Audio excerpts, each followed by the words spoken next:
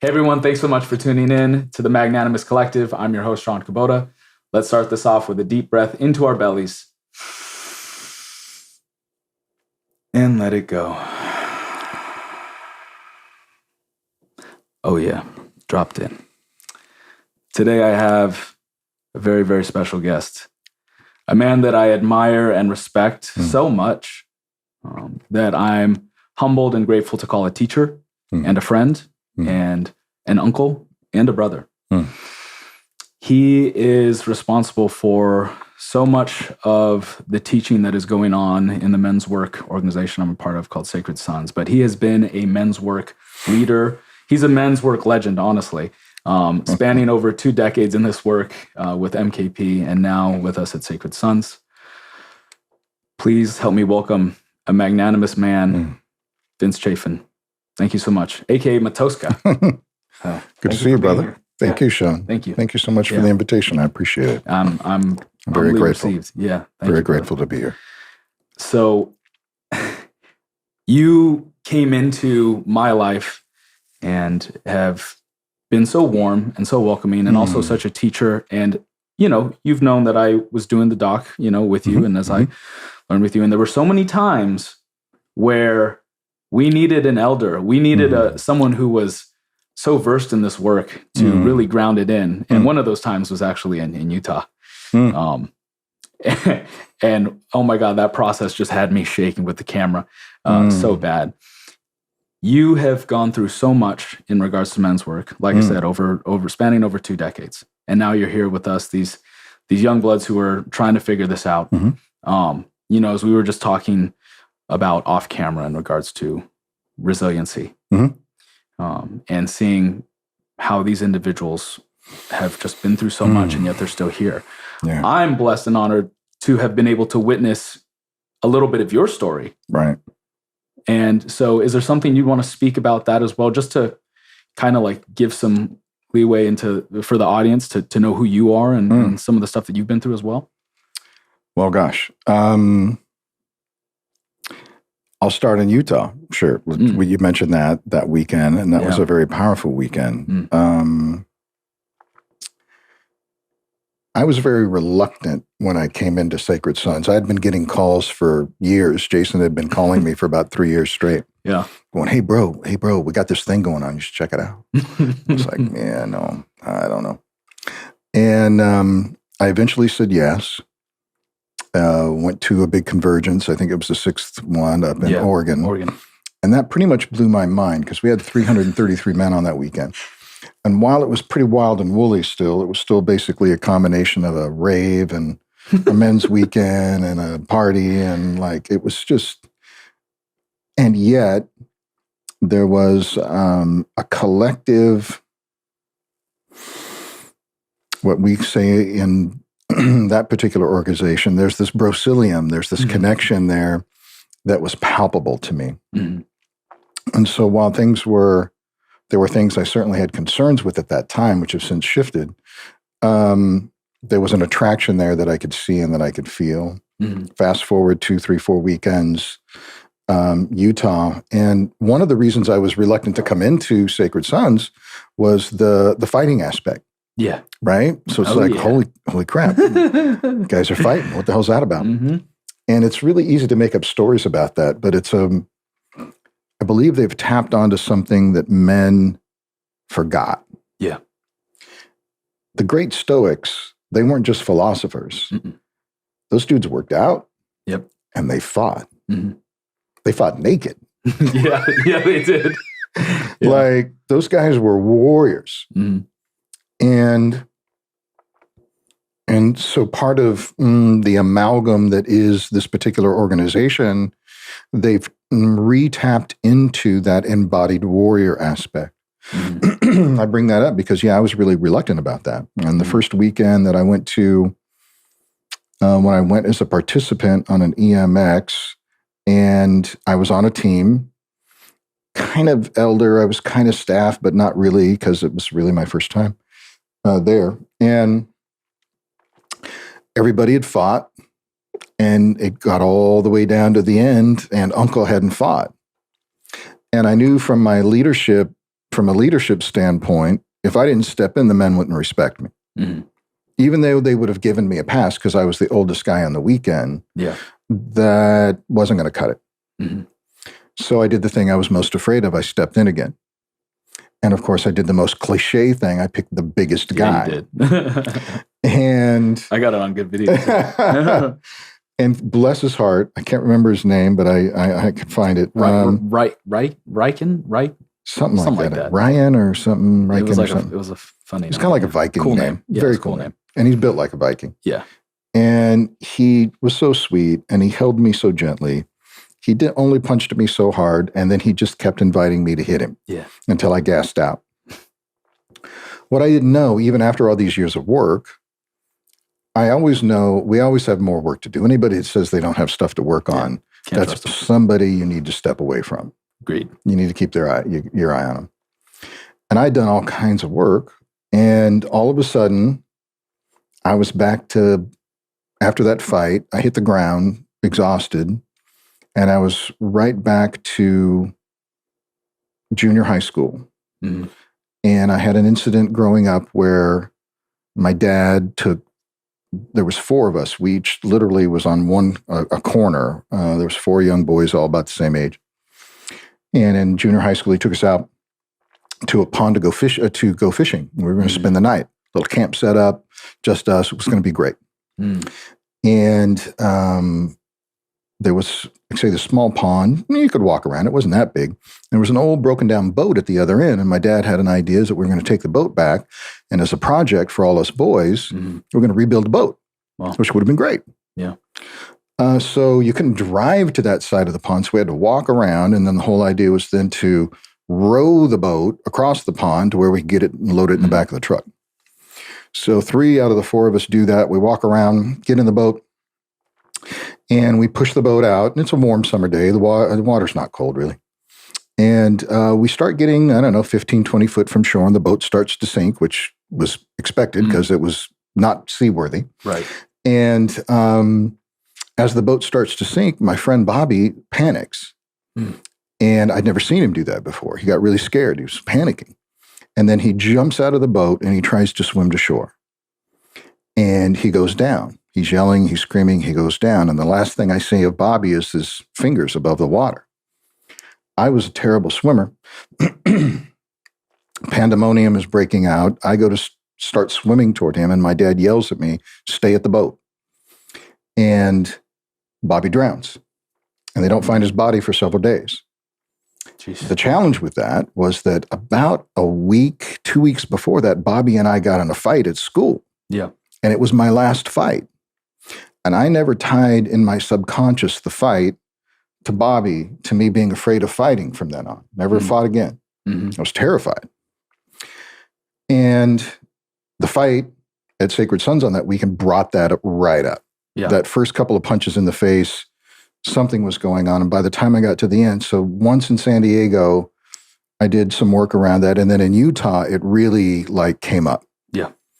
And so it was shocking to me after all the years that I'd done, there was this gigantic thing that happened to me that had never come up before. But the fighting brought it up. Isn't that incredible? So this is decades into men's work. You doing the work, you leading the work. But nobody punched me in the face physically before. Yeah. Metaphorically, sure, lots of times. Yeah. But I never got punched in the face. And I had tied fight, Bobby's death, I killed him. Somehow all of that got wrapped up in my psyche. Yeah. And so for me, it was an extraordinary thing to have I was terrified of stepping up to fight anyway, because I've always told myself I couldn't fight. I was not trained. I don't know how to fight.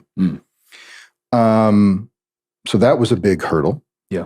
Just that fear, which is an extraordinary thing for men to face. I talk about it all the time, going into that dragon, the cave you fear to enter hides the treasure you seek. Afraid to step in the ring, then you probably ought to step in the ring. Yeah. So face that edge, I knew that. And I learned at some point in time in my youth, I think it was around 13, 14, 15, that butterflies in my stomach meant a new opportunity. Mhm. And that shifted how I had a relationship with fear from that point on. So yeah, Utah, do a second fight. I drop. This whole story comes out. Mhm. And I have quite a cathartic moment when I realized those three things: fight, death, I'm responsible. Yeah. So that was really, really new to me. And I've watched men now for through 2-3 years I've been now with Sacred Sons. Lots and lots of fights. There's something that it's a very quick way to get to the heart of a trauma. Mhm. We have lots of other ways. I can ask you 2 or 3 or 4 questions and probably get you to cry and try to get you somewhere. And that's good, and that's very effective, and it's really good in its place. Yeah. This whole concept of the movement and the fight, it doesn't always lead to that. But what it does lead to, of course, all fighters and athletes who are involved in mixed martial arts or anything like that know this. When you step across somebody who's an unworthy opponent, it develops a friendship there that is a pretty unbreakable bond after that. It's a very intimate connection. It's an extraordinarily intimate connection. That you normally don't have in any capacity. You wouldn't, anybody from the something. outside would never tie those things together. And when people ask me, especially women ask me about it, like, what the hell is that? All this violence you guys are doing. I said, you don't understand. Yeah. Yeah. These are two men facing themselves. Mm-hmm. They're facing each other. They're facing a mirror. But who am I really fighting? I'm fighting me. Yeah. I'm fighting my fears, my dragons, my insecurities, all of that through the beautiful meeting of another man. Totally. And at the end, what do? We hug and we cry and we talk and we go, oh my God, I love you, man. And I love you, man. And like, we're best friends from then on. It's an extraordinary thing that unless you witness it, you just don't understand it. Mm-hmm. I mean, Ali, during his time, he has certainly had conflicts with Frazier and Foreman, but later in their lives, they were all best friends. Yeah. They loved each other. Yep. Tyson the same way. Yep. Huge amount of respect for a man who's willing to meet you. Yeah. And take your punch and you take theirs. Yeah. Like, wow. And I can't think of anything else other than maybe intimacy that brings a person into the present moment than a smack in the face. Agreed. You wake the fuck up real quick. I turn all of a sudden, wow, the lights are on, colors are here, look where I'm at. Yeah. Oh my God. Mm-hmm. So that's been an extraordinarily freeing and cathartic thing for me. This last weekend, though I was a leader on the weekend, during our staff day, I put the gloves on and I stepped out. Fuck yeah. I needed that. Yeah. It feels good in my body. Mm-hmm. My body, for some strange reason, and I don't understand, it feels good to do it. And my body has an instinct to it. So that instinct married with some training could go a long way. And it's very freeing and very liberating. I don't have another word for it. And it's opened up things for me. When I first got into men's work, I was terrified of masculine men. I was beat up my whole life. Anybody who was masculine was a bully, which means they were bad, which means I was to be afraid of them, which means I was always looking a way to be to run from them. Right. They're dangerous. They're dangerous. Yeah. And so I made masculinity dangerous, which, of course, we hear this term thrown around all the time, toxic masculinity. Right. That is a extraordinarily toxic term.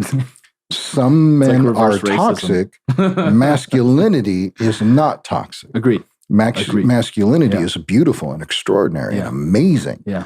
Are some people, men and women, toxic? Yes. Yeah. But we don't label. I choose not to label an entire sex one way or the other just because somebody has masculine traits. Agreed. So when I first stepped into men's work, I was afraid of my warrior. I was afraid of my strength and my power and my potential for violence. Mm-hmm. And it took me years to calm down and feel like I belonged, especially with powerful men. And now I can pretty much sit down with anybody. And I'm okay. Yeah. I don't shrink. from that anymore because I'm comfortable with me and I'm comfortable with where I'm at and I'm comfortable with my power and I'm comfortable with where I can move physically, mentally, emotionally, spiritually. So you'd say that change was brought about by you actually experiencing fighting as well? Like that added to it? That helped. I think it's helped me. How has it helped me later on? It's given me permission to experience my body and my energy in a different way. Mm-hmm. And though we don't hit very hard, at least at that level, I can take a punch. Yeah, and I'm okay. You understand your resilience. I understand my resilience a lot more. Like I can get punched in the face and I'm okay. Now, nobody's hitting me all 100%, and I'm not in front of a trained fighter. And it's 16 Probably couldn't take a punch. But considering who we're with and considering they're being nice because I'm the oldest guy there, I can do okay. Yeah. It's powerful. For so many of these men. It was powerful for me. I've been a fighter my whole life. And yet when it came, I've gotten the opportunity to throw people, push them. Like I was a judo guy, you know, but when it came to throwing hands, that was never something because I grew up in LA where my dad grew up scrapping. He's like, don't do that because these people stab you or shoot you. Right. So you live in LA. It's like, fuck. All right. Right. And so that's always been my tie to that is danger. Because if I go, it's going to go all out. It's going to get messy. And so the wise man avoids those things. The wise man turns another cheek and leaves. A martial artist without integrity is just a thug. 100%. 100%. And yet being in that space, similar to you, like being able to, the thing about it, we still, depending on who you go with, it could still be pretty damn hard. It can get some guys who are strong and they'll meet each other. It goes off. Right. I've watched it. And I get nervous about that. Yep. But all in all, the fact that there is that container there and the intention is not of malice, because even like we talk about, Ali and Tyson, George Foreman, all these people, like they were going for blood when they went. 100%. And then but when we're in this space, we're not necessarily going for blood. And there's something really potent about that, especially. Containment. It's a term we use in this work all the time. Containment. Yeah. I have to be able to contain my triggers. I have to be able to contain my emotions. I have to be able to contain, especially in those moments. Usually the worst guys are the trained fighters. Because as soon as they get that first punch, all the training, all the instinct kicks in and they're no longer here. They forgot all the rules. They think they're back in the cage and they cut loose. So I or somebody else has to tackle them, which I've done many times to like bring them back here. Hold on a minute. We had some agreements. Look around. You're not in the cage. Right. Everything's fine. Yeah. So that's a huge part of their healing because they walk around 24/7 constantly like ready to go, tracking everything. Exactly. It's like, calm down. It's okay. You're safe. So yeah, it's given me, I think, a lot more full range of my masculinity, a lot more full range of my warrior. Yeah. I can bluff my way through most situations with a hard enough voice, a stern enough look. I can get a little bit bigger and I can lean in a little bit. Yeah. And that's just enough to make the bear question, attack or not. And if you bluff enough, at least that gives me a moment to look for the door. Find the way out. Yeah. So that's helped. That's been a huge thing for me. And yeah, you mentioned resilience. That's been a huge part of me learning that there's more to me than I thought. I've got more grit. I've got more strength. I've got more stamina. I've got more capacity than I believe I do. And I see that with man after man. That's what they walk out. Yeah. Especially the scared ones. Yeah. You watch those guys circling around the outside, hands shaking, sweating, looking like they want to get away from this. It's terrifying. Yeah. And those are the guys gently I try to pull in. And when they get done, oh my God. Yeah. Like they are really transformed. Yeah. Like it's okay. Because they had the same story. Fighting, violence, bad. I can't be bad. I have to be a good boy. Yeah. Yeah. And if you can't defend yourself, if you can't defend yourself, it means you can't protect yourself. And you can't protect yourself, you can't protect your partner, you can't protect your family, you can't protect your loved ones. Agreed. You're not willing to step in when shit gets real. Yeah. You're not going to be somebody who can do anything. Yep. And that's not okay. No. That's not okay for a strong master. You've got to be able to protect the people in your family. Completely agree. And so I think that's a beautiful counter to what's been going on in the last 30, 40 years. Yeah. In the Western world, the demasculation of the American and Western male. Mm-hmm. What we're doing at Sacred Sons is the opposite of that. Mm-hmm. We are providing an antidote. We are remasculating men. Yeah. We're giving them their power back. We're giving them their strength back. We're giving them their identity back as a healthy, embodied, masculine male. Mm. And I don't think I can't imagine more important work other than helping the homeless and children. There's a lot of important things to do. This is an important one. Yeah. As long as these men are raising kids or having kids or could be affecting and impacting 100%. Kids in some way. I mean, honestly, the 100%. most dangerous people in the world, in my opinion, are men. Yeah, because the men will hurt the women. The men 100%. will hurt the children. 100%. And so it stems from that. And, luckily there's Son's Youth too. There's ways to help protect the children. Yeah.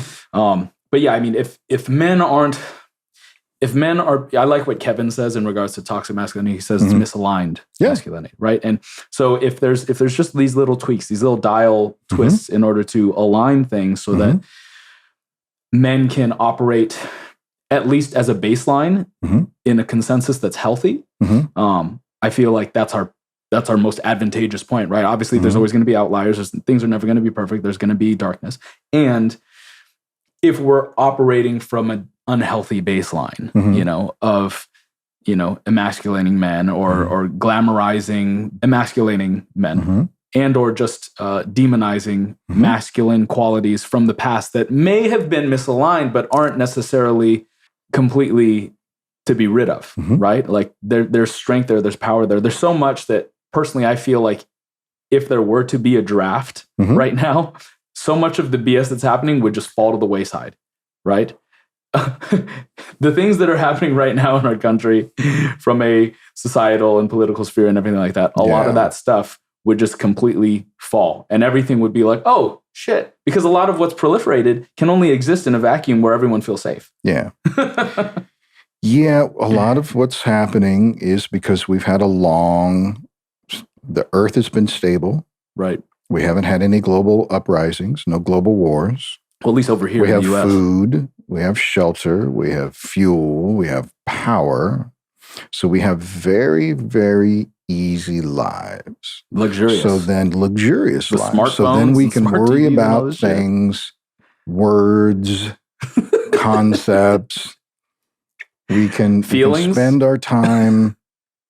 Yeah, that has been James Hillman, one of the great Jungian analysts, probably the great Jungian analyst, one of the many great Jungian analysts, at the end of his life, was very concerned where modern therapeutic approaches were taking the American populace and the overemphasis on feelings.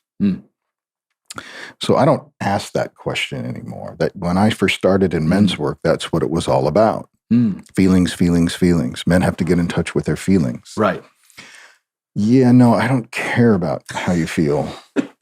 I care about what you do. I care about what you say. I care about your integrity. I care about your accountability. I care about how you're showing up. Your feelings are not important to me in any way, shape, or form. Now, do I care that you're happy and that you're a good person? Yes. Or if you're sad, hey, you got my phone number, you give me a call. That's important. When I say I don't care about your feelings, what I'm saying is that I'm not going to make that the most important question I ask you. Yeah. What's most important is how you're showing up. We've been told that doing is a bad thing in masculinity, which in fact, the doing is the only reason why we're here. Right. Because of all the doing that men have been doing since the beginning of time. Yeah. I've thought a lot about this. And I've thought about this programming and this desensitizing and the emasculation of the Western male over the last 50, 60 years. And it seemed one place it started was in the television. Yeah.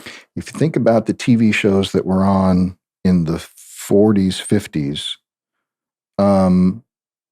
until, say, Jackie Gleason, The Honeymooners, came on, most men were seen in a very particular way. Mm.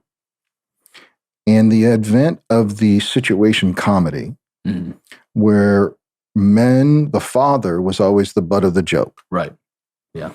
And that has permeated to almost everything that we've seen. We've never seen, since that time, I don't know of anything, any show that showed a strong, stable, masculine provider.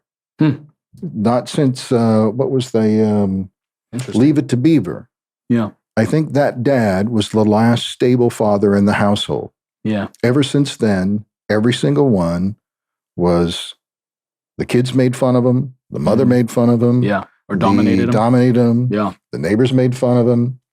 Or he was a doofus. He was a doofus. Simpsons, Homer, he was incompetent. Yeah, yeah. Interesting.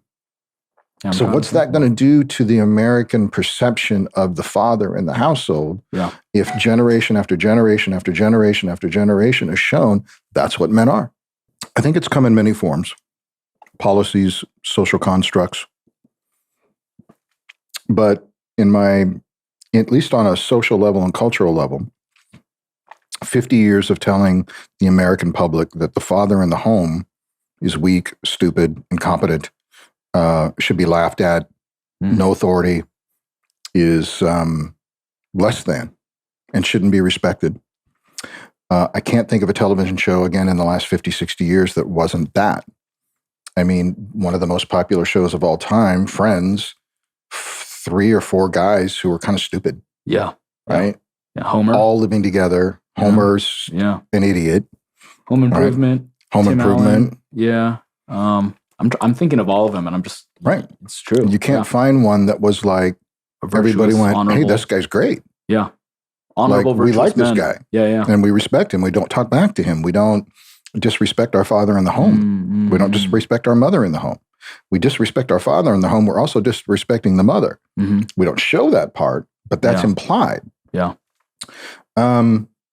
So many young men who are showing up to these weekends have no example of a healthy, masculine role model in their life.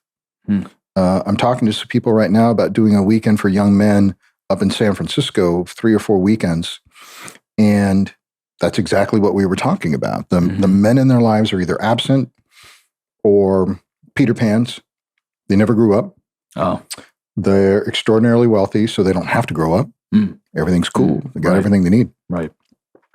Helicopter kids. And they have no bedrock of any sort of healthy way of being underneath them.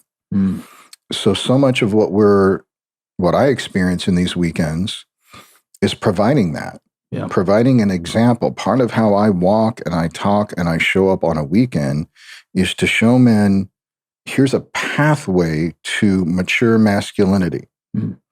Here's a way that you can get older and still be cool. Yeah, you've done a good job at that. Thank you. It's part of my job as an elder is to show them the way. Yeah. By how I walk, how I talk, how I show up, how I hold myself, what I do. And you're a Nexus elder too. A Nexus elder. Yeah, you're the bridge. You're the in between. Okay. Because you're definitely old. You're older than us, but you're not like elder. You're that. I'm not bridge. 70 or 80. No, I'm 60. But I'm still twice as old as everybody on the weekend. It's true. It's true. Yeah. And at least for these young men, the men my 50s and 60s that are starting to show up, part of our job is to represent a man who's not going to stand down, who's not running away, I'm keeping my agreements. Yeah. We're showing up in a way that hopefully inspires and at least plants a little seed. Hey, you too can be like this. Yeah. You too can do these things. Yeah. It's not impossible. You can rewrite your story.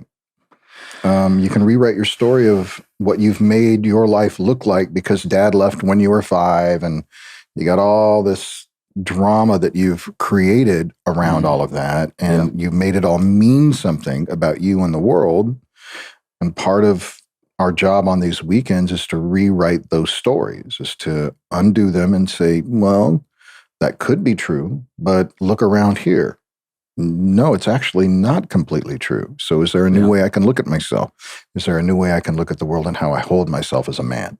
And I have young men reaching out to me all the time, like every day, multiple times a day, either in gratitude or asking questions or looking for mentorship on just life stuff because they don't have a man to go to. Right. They don't have any uncles around. Their dad is either absent or not available for this sort of help. Yeah. And they've found somebody and some men in their lives that they can go to. You're supposed to be surrounded by your uncles. Right. You know, which is you're supposed something to. we're missing. Your dad isn't the one that initiates you. That's not his job. Your uncles are the one who's supposed to initiate you. Interesting. Yeah, right? Okay, so Makes sense. We'll talk a little bit about that. All right. So in traditional cultures, when the boy got anywhere between 12 and 13, 14, 15-ish, give or take, at some point in time, late one night, arrangements prearranged with the women, the men would come in late at night, rouse the young ones out of bed, and take them out of the village. There's an old African proverb that goes, if we don't initiate the boys, they'll burn the village down just to feel the heat. We see that everywhere. Young men breaking into stores, stealing shit. Yeah. With no consequences whatsoever, and nobody's doing anything about it. You mean smash and grab? I watched a guy smash and grab. I watched a guy the other day down here. I was down here. He was walking along he was an older guy. He had to be in his 40s, maybe 50s. Walking across the street, had some kind of energy drink, poured it out, and just threw the can in the middle of the street. Oh, yeah. And it's like, I can't even, that's antithetical to the teachings that we offer in these organizations. Yeah. Completely antithetical. So I digress. We go back. That man clearly is not an initiated man. No. Initiated man cleans up after himself, takes responsibility for himself, takes responsibilities for his community. Yeah. So the men come and they take the boys out of the camp and they take them to a dark place in the woods and they keep them there anywhere from 3 or 4 days to a week, maybe longer. Some communities, the boys don't return for a year. Some it's only 3 or 4 days. Some it's several weeks. And they put them through a rites of passage. They put them through an initiation process. Their old identity has to be destroyed. They are no longer a boy. They are now part of the men. And to be part of the men means you take on a specific responsibility in the community. And only the men can teach you what that is. The women cannot teach you what your role in society is. The women can teach the young girls what their roles are. Right. But a mother cannot teach her son how to be a man. It is impossible. Not capable of doing that. So absent the uncles, now the fathers don't go out. He cannot initiate his son, because if you were my son, I would not put you through the trials and tribulations that you need to, because I do not want you to suffer. You are my flesh. If you are cut, if we chip your tooth, if you die during this trial, I'm going to do everything I can to save you. But if that happens during a battle or somewhere 6 months, a year, 5 years from now, you're the weakest link and you may get others killed. Right. So not all the boys come back from initiation. Oh. Absolutely. Some die. Wow. Because it's hard. It's not an easy thing. And you want them to die because they're the weak links. That's how the community stays strong. I see. Only the strong make it. Why? Because those strong then protect the women and the other children. If the weak ones come back, your community is now weaker. Right. It has a vulnerable point. So the men initiate the boys. The uncles and the grandpas take the boys out. They put them through ritual. They put them through trial. They scar them in some way to remind them of the pain of life, that they can endure pain. That's part of being a man. You endure pain and you keep going. And you have now a sacred and specific role and responsibility in your community, in your tribe, in your family. Be above and beyond yourself. That's why men die earlier. We sacrifice for our families. Our job is to provide and protect. And so many young people now have no idea what that is and have no sense of their role and their responsibility in their community, in their family. They're all about themselves. So these weekends, we help rewrite that story. And these young men are very hungry for it. They're looking for brotherhood. They're looking for connection. They're looking for healing. They're looking to find their role and their responsibility, because it's through responsibility that you find your mission and your purpose in life. Until you're willing to take responsibility and then show up in service to something other than yourself, through those two acts, then your purpose, your mission will become open to you. What you're here to do will start to become available.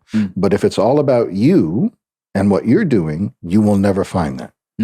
You will be lost. You have to find some way to serve other people, serve things beyond yourself. Then the way appears to you. You will find the burning bush. No other way. This is a great recipe for this topic of purpose, which is always this elusive thing to so many individuals. It's like, oh, I don't know my purpose. How do I find my purpose? Oh, la-di-da, right? And sweep the street in front of your house. Wash your neighbor's car. Cut the neighbor's lawn. Help the old lady go get her groceries. Bring the old lady next door flowers. Find something to do that helps other people. Through that act, doors will open that did not exist before. You have to help others. Agreed. Muhammad Ali said, service to others is the rent we pay for our space here on earth. We have to be available to help others.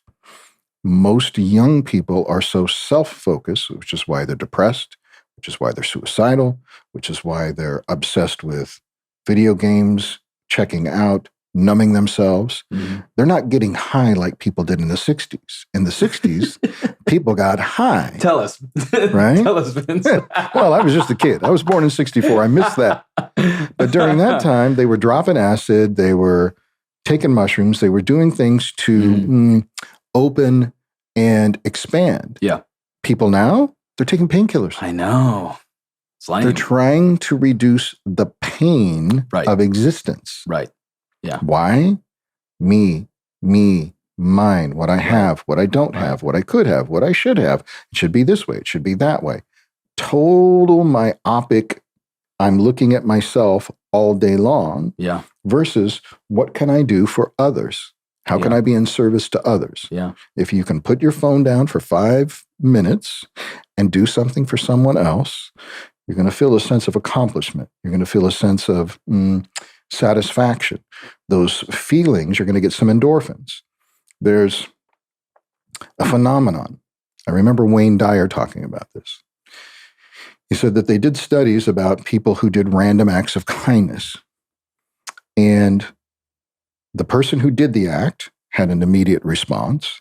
The person who received the act had a response, physiological response. But what was fascinating, anyone who saw the act also had a physiological response. If you witness somebody doing something nice for people, crazy enough, you feel good too. It's like somebody did something good for you too. Yeah.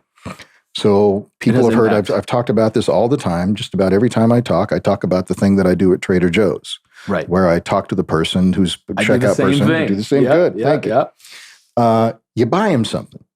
Now, what's fascinating is I watch the reaction of the person, which is always amazing, and they're just so grateful. But I watch the next person in line, and I watch the people across. And they look, and their body changes, and their eyes soften, and they get a big smile on their face.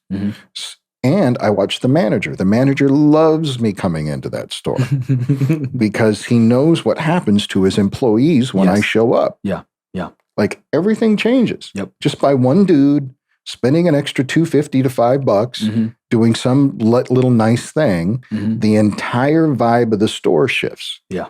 Now imagine how that then ripples out when they go home to their friends and their family. They're a lot nicer. Somebody did something kind. Instead of being people being shitty to them all day as a checkout person, they don't get talked to, even though they got their name. Nobody says their name.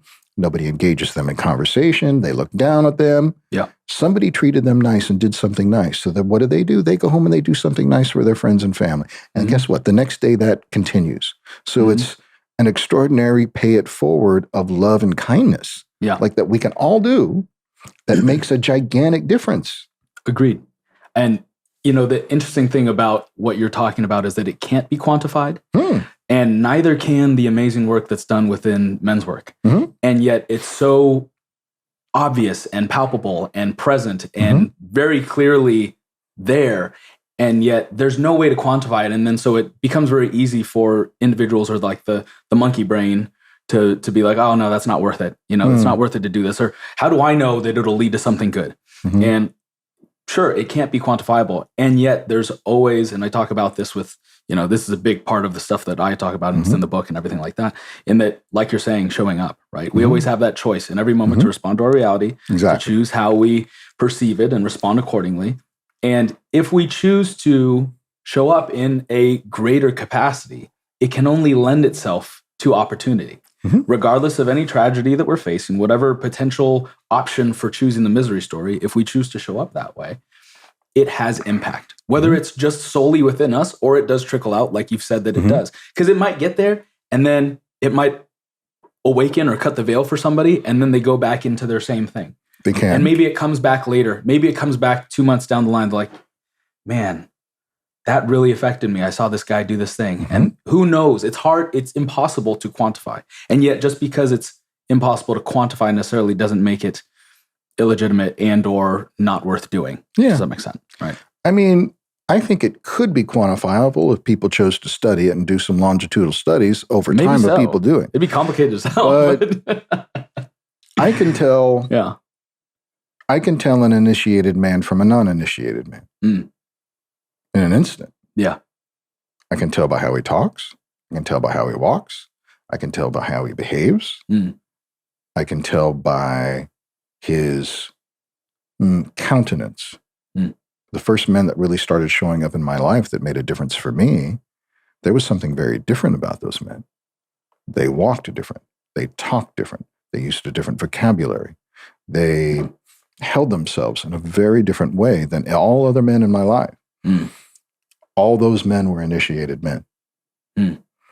So women know. Yeah. Women know in a heartbeat. Yeah. Whether you're safe or not. Now, what they can't quantify is the difference between what a psychopath does.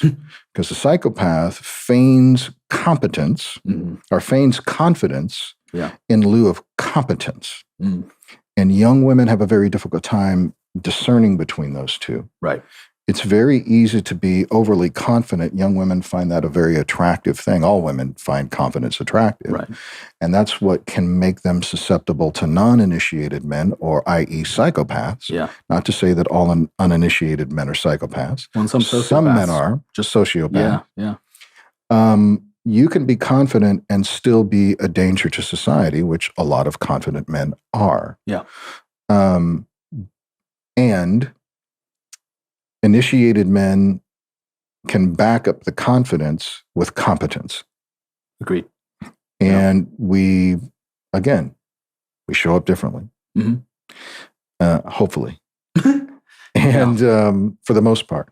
And that, circling back to the purpose thing, if I go have a peak experience, you can go to a festival and have a beautiful awakening. You can do Aya, you can do mushrooms, you can do all kinds of plant medicine you want to do, and that's really great, and it's beautiful, and it's illuminating, and it's expanding.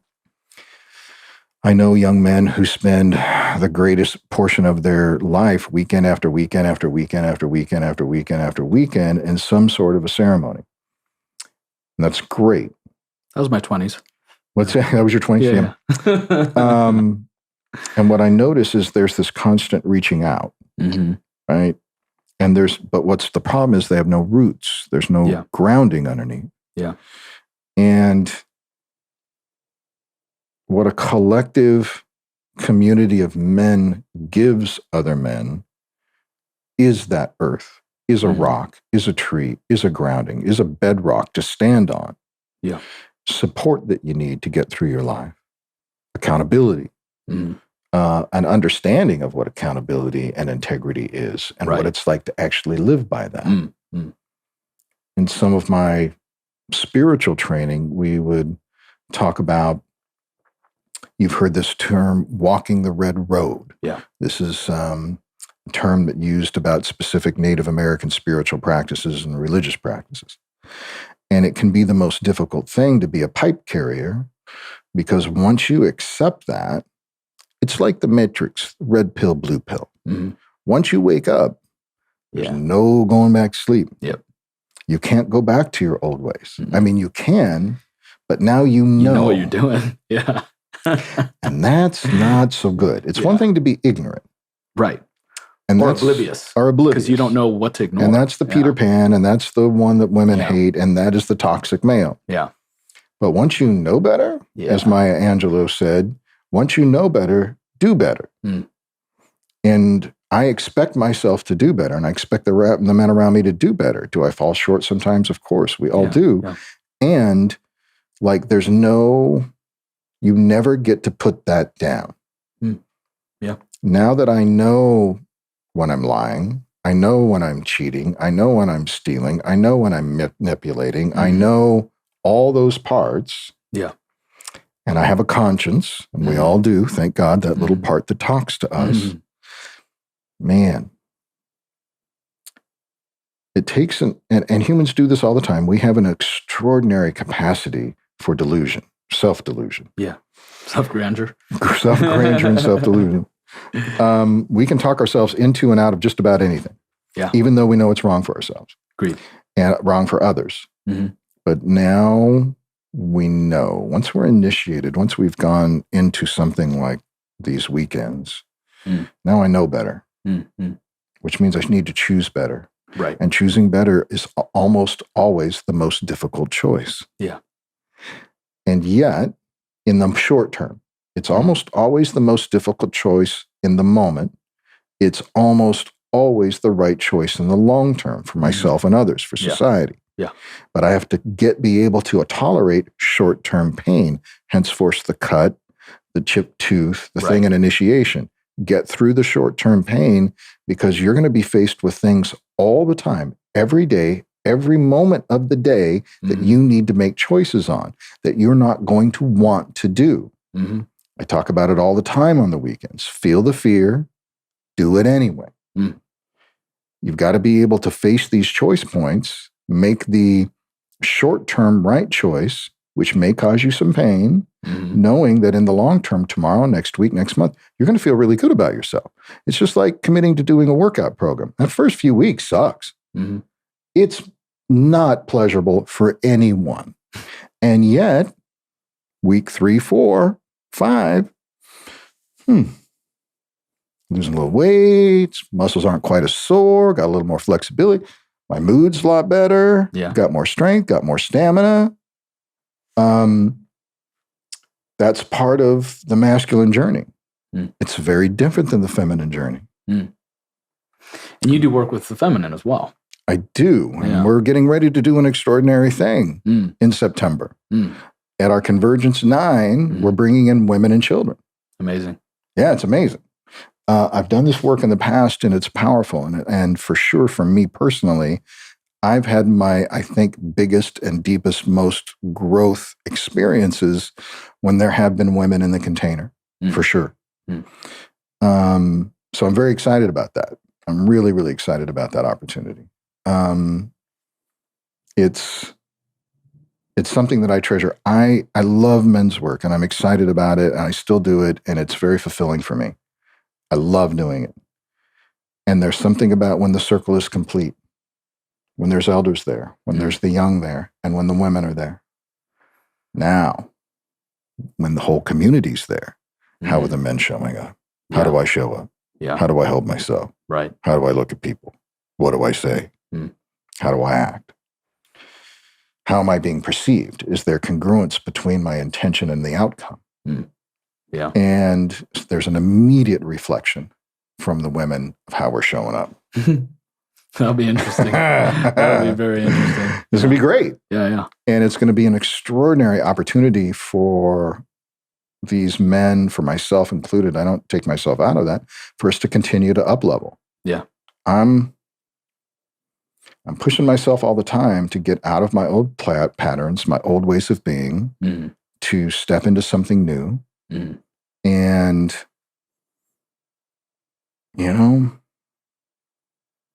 there's amazing opportunities for all of us. And in this particular arena, around men's work, and then now bringing women into that, wow, it's extraordinary. And then I'm going to be at Lucidity. I think I'm going to be at LIB. Really? There's a possibility that I'll be at Texas Eclipse. Those are my old festivals. Yeah, so I've never done the festival circuit. And now at 60, almost 60, I'm being invited in to lead circles and do talks at these festivals for the young men and women. Lucidity was my first one in 2012. Nice. That was my first transformational festival. That started it off for me. Yeah. So I'm excited about that because there's, I don't know that world. So I make up stories about that world. But what I think I do know is that just like the young men, the young women need examples of mature, stable, masculine. Yeah, and those men need it.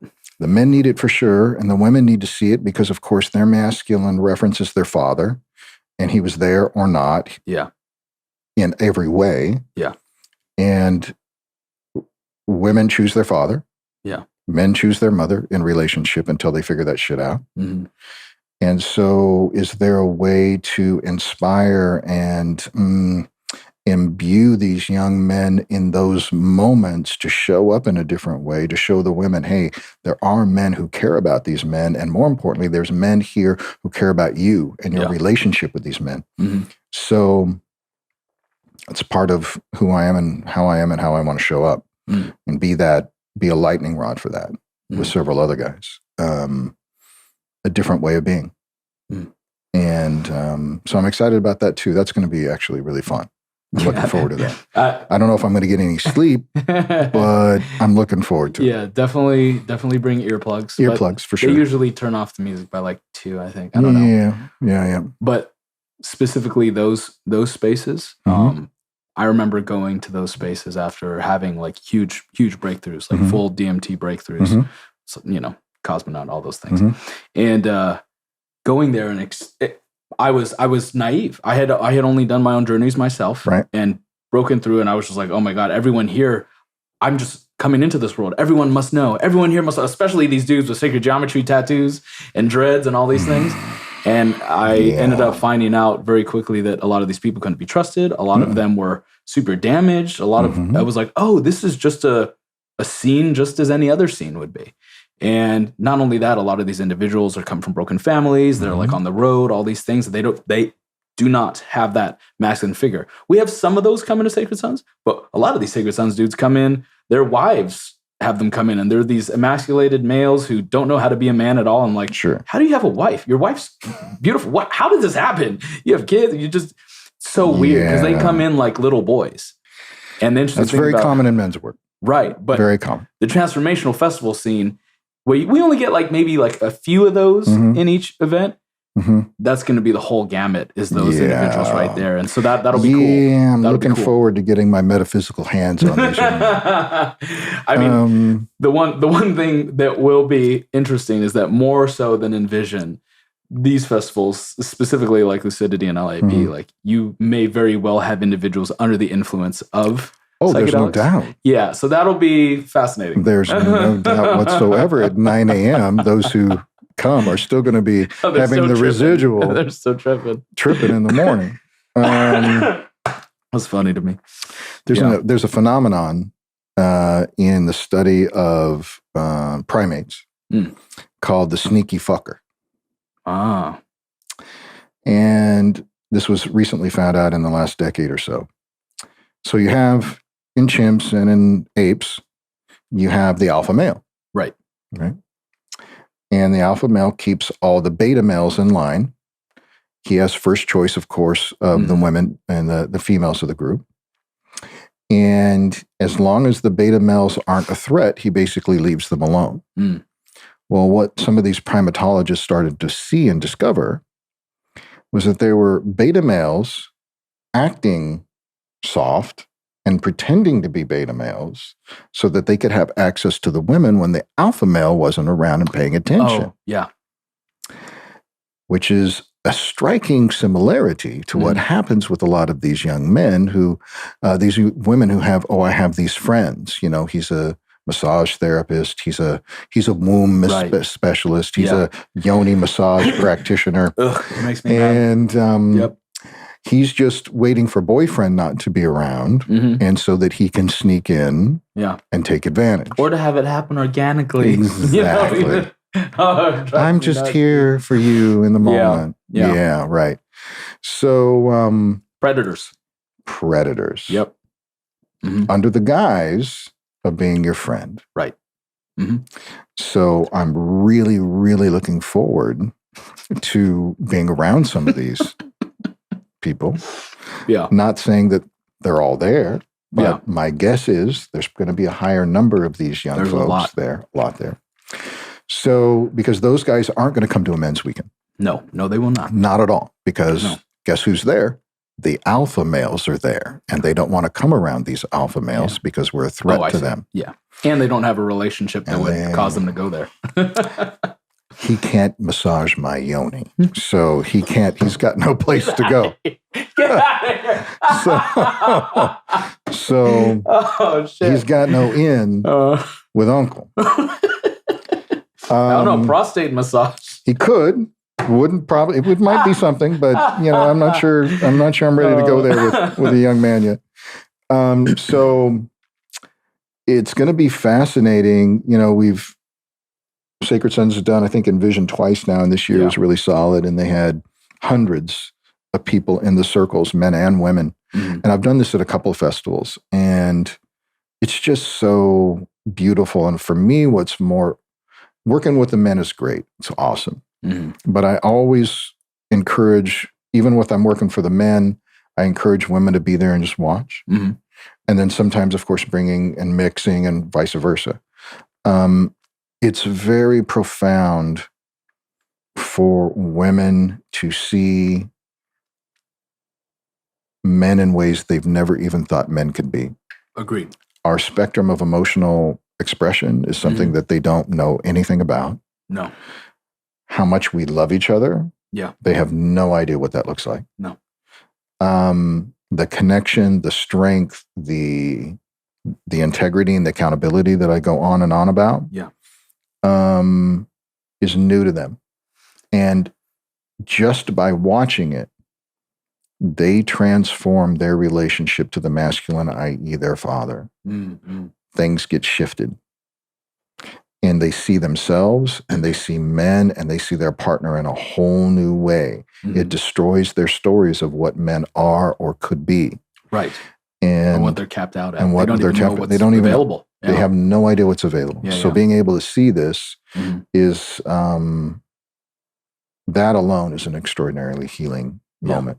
So I'm excited about that. I'm very excited about that opportunity. I'm excited for you. And I have to agree. It's very revolutionary what's going on. And, it's happening under the noses of society, but it's an uprising. And one of the things I wanted to say about the sneaky fucker thing, which it's not really called that, right? You're calling it that. Oh, no, that's what they call it. Oh, really? Because they didn't come up with another name for it. They literally call that the sneaky fucker. Well, so it's in the old version of my book. I don't know if I'm going to put it in this one, but I had to do a shadow work exercise at this personal development event I was at years ago.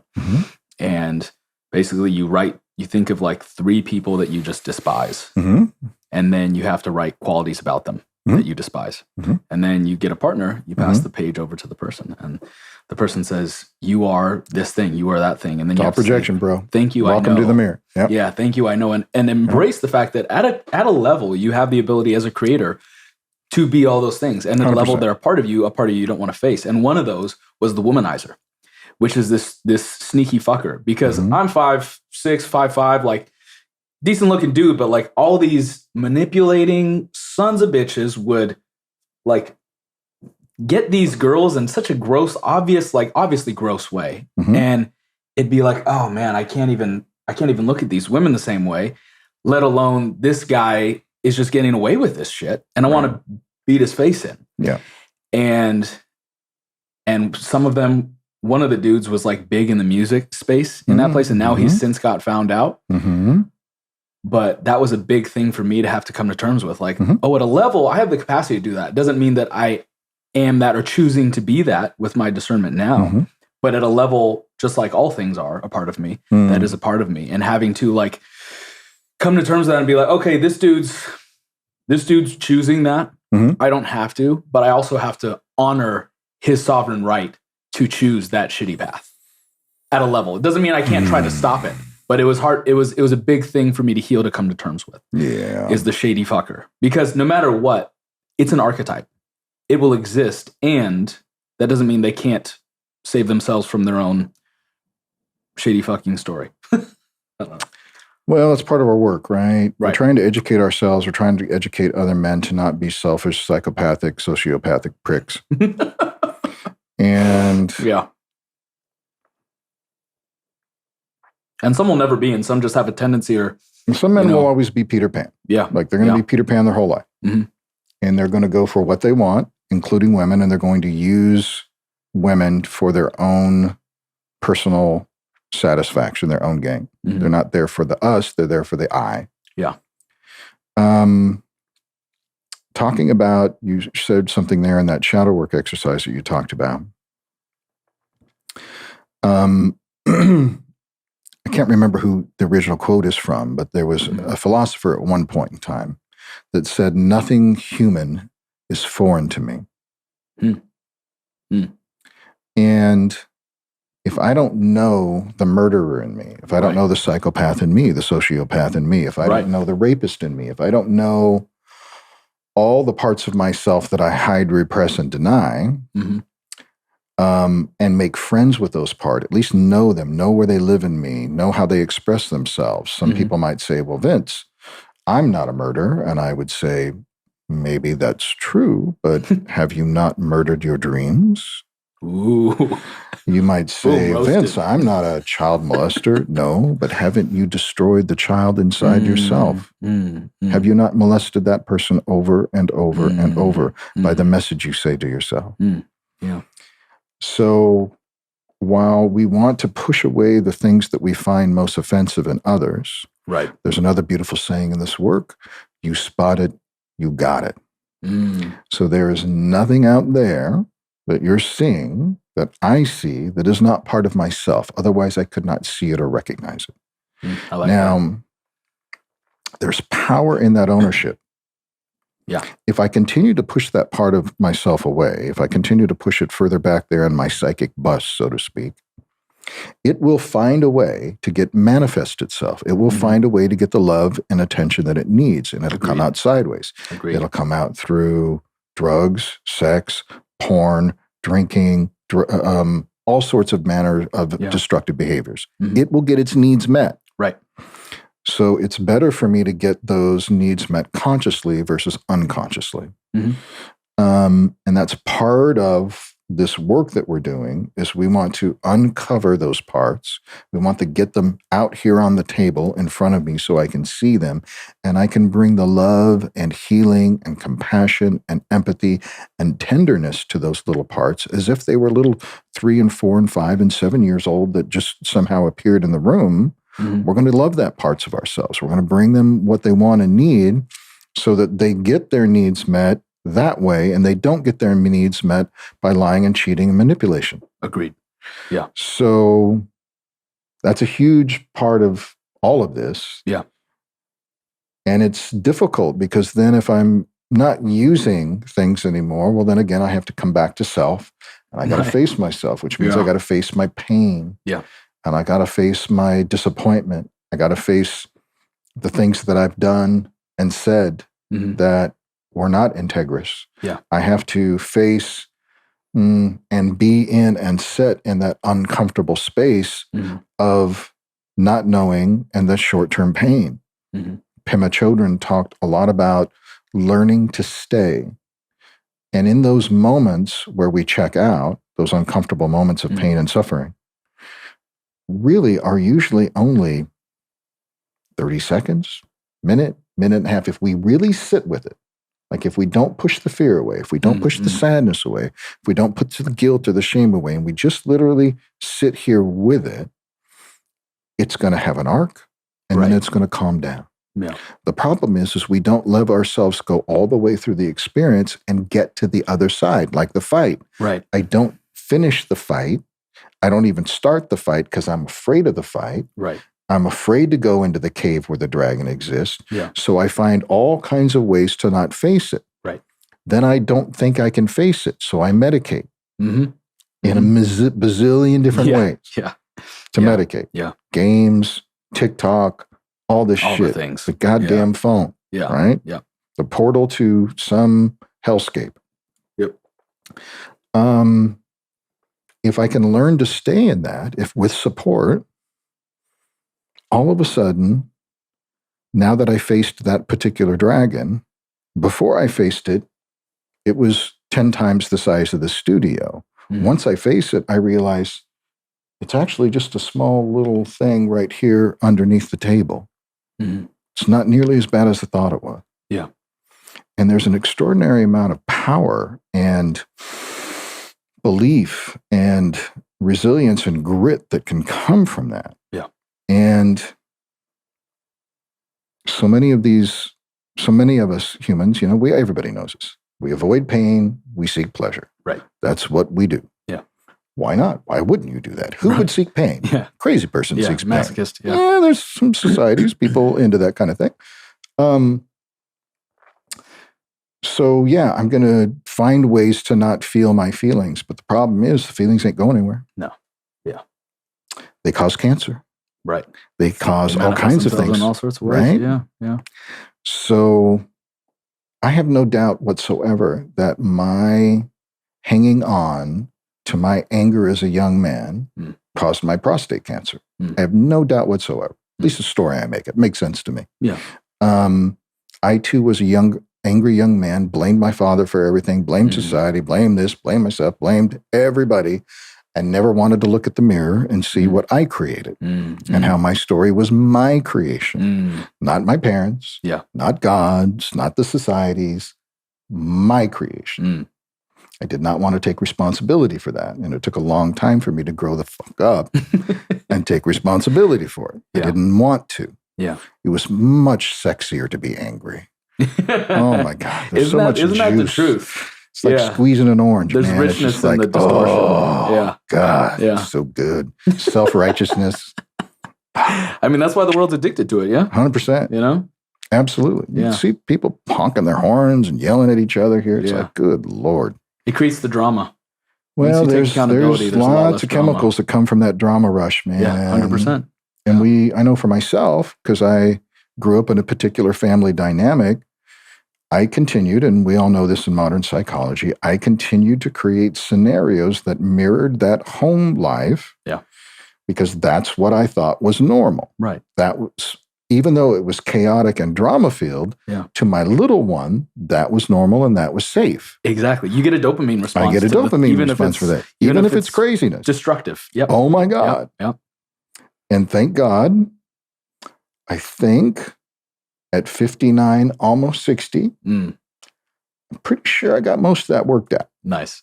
I'm pretty sure. Doing pretty good right now. Good. Cruising altitude right now. And my hope and my want by working with so many younger people is that you find your cruising altitude in your 30s, your late 20s and 30s and 40s, and not have to wait till you're 60 before you get settled. Right. Or at least part of my want, part of one of the things that drives me so hard to keep up is my ridiculous and foolish desire to relieve suffering. And we all know the first Buddhist precept, of course, is life is suffering. Yeah. So I know that it's a trap of my consciousness. And I hear the most horrific stories of what humans have gone through. Yeah. I had this friend. We were music buddies, played music together, wrote music together. And I remember to go over see him. He was I didn't realize it, but he had a pretty lifelong challenge. I think he finally got out of it with alcoholism and drug use. And he was always really, I just figured he's an artist. He was up and down constantly. He's just pretty bipolar. And I went over to his house one time, getting ready for a rehearsal, and knocked on the door. He didn't answer the door. Finally pounded on the door loud enough. He could hear a yell inside and went in. He was in bed, depressed. And when he got out of bed, he was in his underwear. And when he turned, I saw his back. And his back had hundreds of red, his back and his legs had hundreds of red marks on them. Damn, terrible acne or something. He told me the story after I asked him. When he was a boy, his father left, and so his mother married another man, a stepfather. So he had a stepfather. And that stepfather's way of making him a man was to make him lie down and take his cigarettes and put his cigarettes out on his back and legs. And if he cried, he would get beaten. I have heard the most horrific, and that man was the sweetest, kindest. He wrote the most beautiful love songs you've ever heard in your life. Isn't that a trip? Rip you apart. Yeah. To hear his voice, hear him play. He was a stupendous guitar player. And his lyrics, just every song, just, oh my God. I hear songs. Yeah, I hear men's songs as they're telling their story is really their song. For decades now, I've been hearing these stories that crush me on a weekend. Violence, suicide, unspeakable things. And yet there's this, and yet I'm watching this person standing in front of me and they're here. Yeah.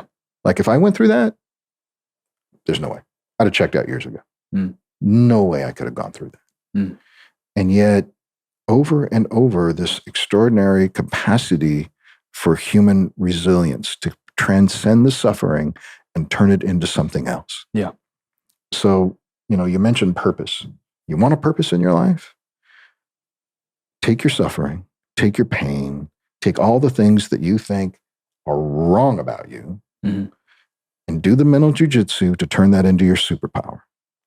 Because I know for me, growing up in the household that I grew up, growing up in a child of alcoholism, growing up in the drama and all the shit that I grew up into, gives me an extraordinarily razor-sharp, unique way to not only see that in others, see that pain and suffering in others, but I have a pretty high capacity for compassion and empathy for people who are suffering. Right. I get it. Yeah. Been down the road. Yeah. So for me now, I used to think that was a hindrance and the thing that held me back. Right. I now know that is absolutely, without a question, part of my superpower. Yeah. It makes you relative. 100%. Yeah. And it makes me extraordinarily well qualified to do this work. Yeah. As most people who enter this work have had a lot of trauma in their life and they want to help and they want to relieve that suffering. So I want people to not be so hard on themselves. Yeah. I want them to be a little kinder and gentler to themselves. And if you're a little kinder and gentler to you, I pray that you're going to be a little kinder and gentler to your family and your dog and your cat and your fish. And if you do that, you might be kinder and gentler to your grandma and grandpa. And then maybe you could find it within yourself to be a little bit kinder to your parents. And actually ask them a little bit. Here's one thing that really pisses me off about young guys. I'll say this right now. So locked in the story of anger to mom and dad. Just self-righteous anger to their father. And I'll ask him, what's your father's favorite color? Don't know. Where'd your father go to school? When did he get his first bike? Who was his first kiss? Who did he fall in love with? Who was his best friend in school? You don't know a goddamn fucking thing about your dad. And all you're doing is pissed off about the things he didn't give you. Here's my message to you. Grow the fuck up and learn to be grateful. Yeah. He gave you life. The refrigerator was full. You had a roof. You had everything you needed. Yeah. Even if you didn't have those things, you had shoes. Probably you had some pants. You had a shirt, and you're alive. You had some pants. Okay. Yeah. Guess who provided that for you? Yeah. Your old man. And if he wasn't there, your mom did that. So, spoken as a parent. Spoken as a parent, absolutely. Yeah. And everybody here has a parent, whether they were in your life or not. Even if they were just seed donors, that's enough. Be grateful for the fact that you have a life. You may never have known your mother. You may never have known your father. I get that. Yeah. And change that story. Be goddamn grateful for what you have. You're here. Agreed. In this weird psychedelic human experience. No one knows what's going on. No one knows why it's happening. None of us know why we're here. Yeah. Be grateful for that. Yeah. And if I can start from that place, a place of gratitude, well, then maybe I can let go of some of this self-righteous anger that the world owes me something, that my dad owes me something, my mother owes me something, God owes me something, the world owes me. Yeah. Sorry. No. Nobody owes you a fucking thing. Nothing. You won the jackpot. You got born. And you're still here. People loved you enough and they raised you and they fed you. You're a winner. Yeah. Everything else is you. You make it or you don't. Right. So the quicker I go from anger and resentment to gratitude, rewrite that story and go, okay, well, other people have this, other people have that. I didn't get what I think I wanted and what I needed, but I got born and I'm here, which means somebody cared about me. Somebody kept me alive. That I ought to be damn grateful for. Yeah. Then if I'm in the state of gratitude, then quite frankly, I can create any damn thing I want to from that place. Agreed. And I've talked about this in a lot of the other pods, and there's so much there. There's understanding that grief is the potentiality and gateway for gratitude, and that lends itself to humility and all these things. But specifically about the parent dynamic, right? Because that's one of the biggest cruxes of victimhood that we can fall into, and then it just perpetuates and proliferates 100%. into the rest of our life, right? God. But one of the things that I find that's interesting in regards to being a perfectionist, being a procrastinator, and or just like the whole thing with parents, right? You know, the plane's going down, fucking kiss your ass goodbye type of thing. Oh God, everyone's praying to God, right? Until shit hits the fan, until the family member dies, and everyone chooses to let go of the bullshit and just connect and love with those they love.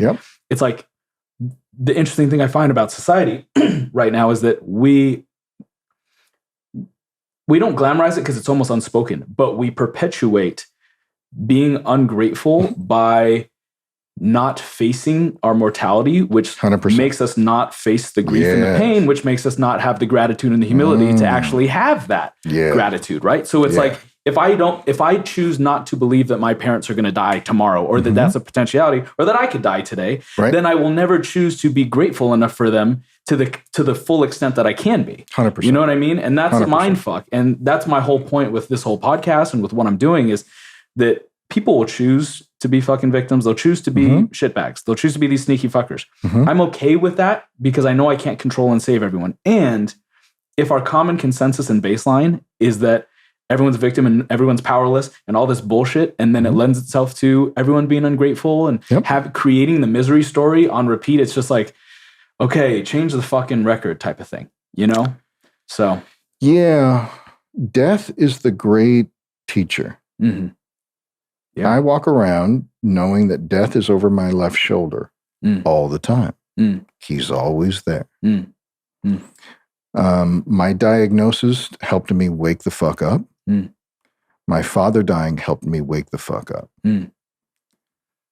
Most young men want desperately to be blessed by their father. It's the old archetypal sword blessing from the king. Right. We want our father's blessing. Yeah. About 98% of men never get that. Yeah. Okay? Which is part of my role on a weekend, which is part of the elder's role on these things. Which you hold we so walk well. around all day long blessing men. Yeah. I'm their father, you. blessing men. Well, you're very kind. Oops. No, turn that truly. off. I don't know what the hell's that is.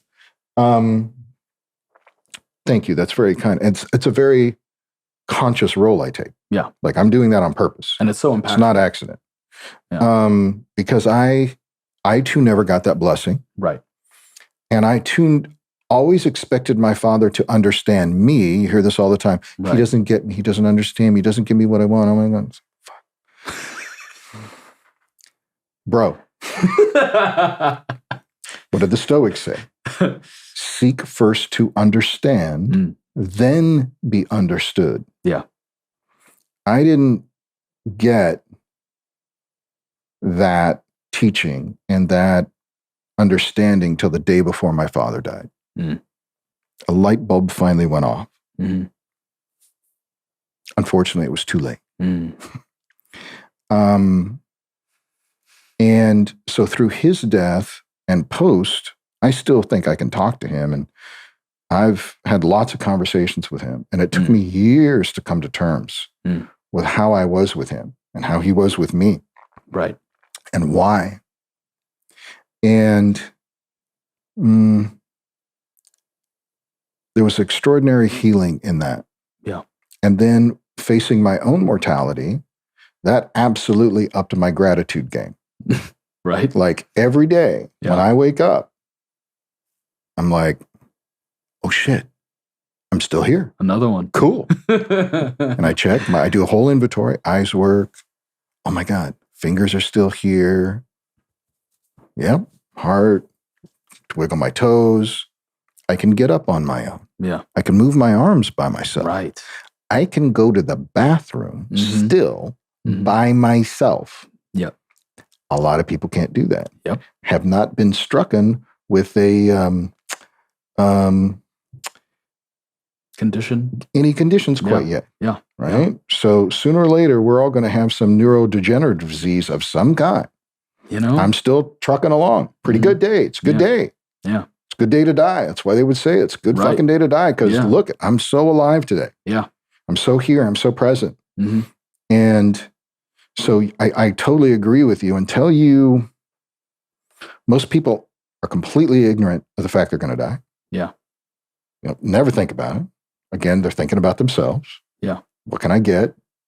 How am I going to get through that?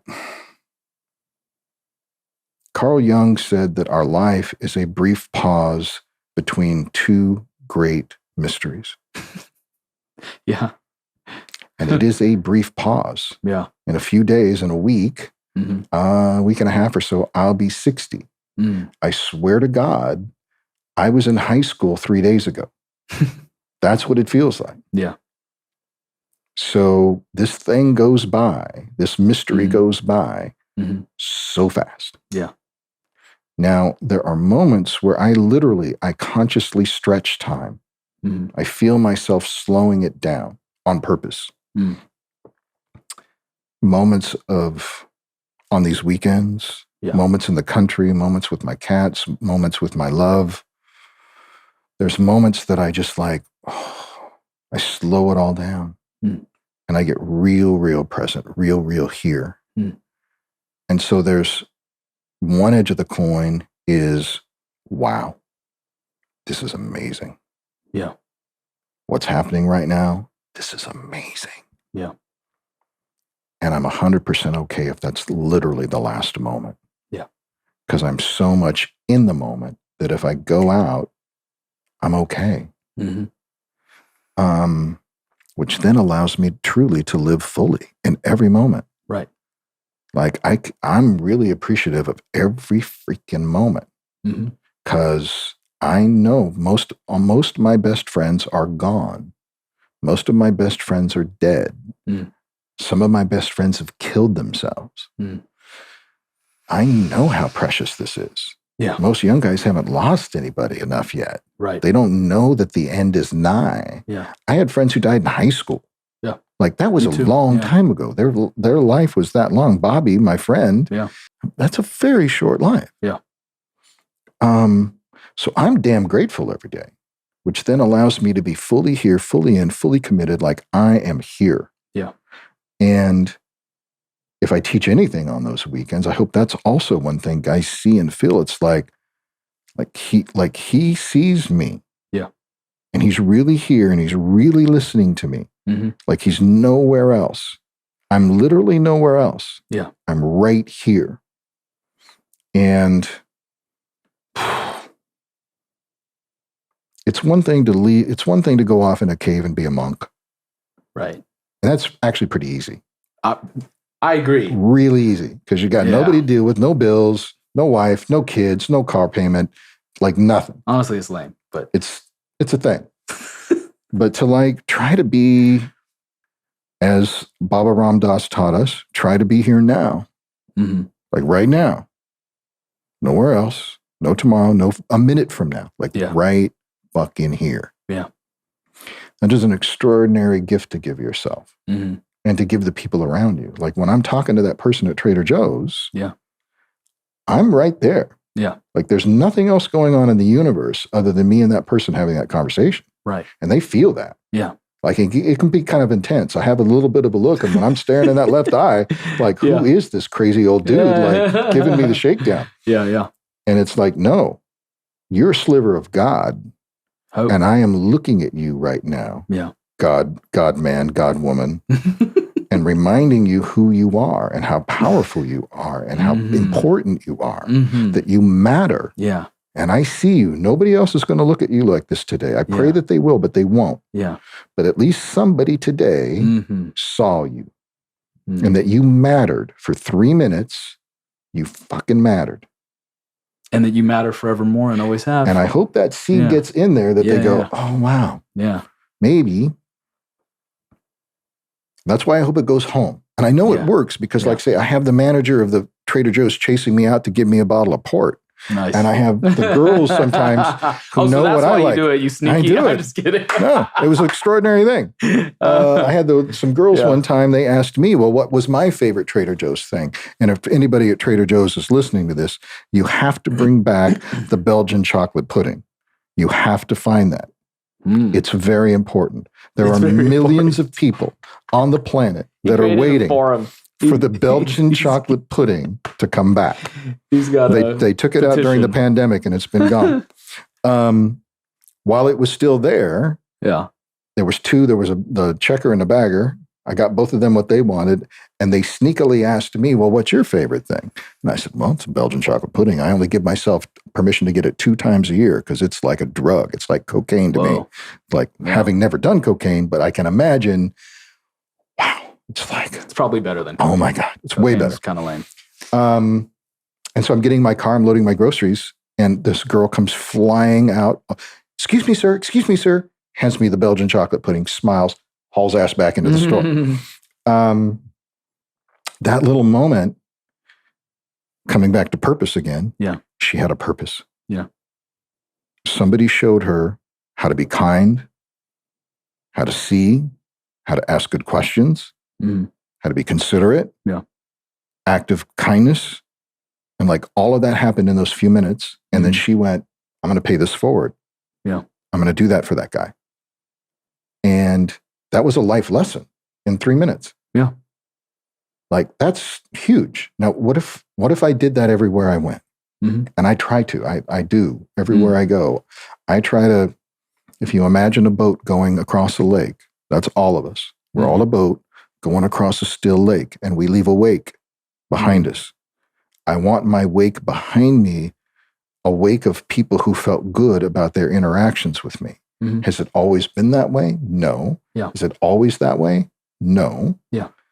And I try really, really, really, really, really hard to have a positive impact everywhere I go, hoping that person will have a positive impact on the people around them. Like we can all do that. We can do that. Totally. And, I have a couple things to say, but Please. In the vein of my last guest, who is a therapist, who was asking questions instead of just having discourse. And I'm curious to ask you the same question. Yeah. Ask your question. Why? Why what? why choose to have the impact? Why choose to hopefully leave things better? I'm not saying I don't agree, because I absolutely agree, but why? Because everything else is suffering. I suffer, you suffer, we all suffer. And I don't want that. I'm anti-suffering. Now, not all things. Yeah. You should suffer the fear of stepping into that ring.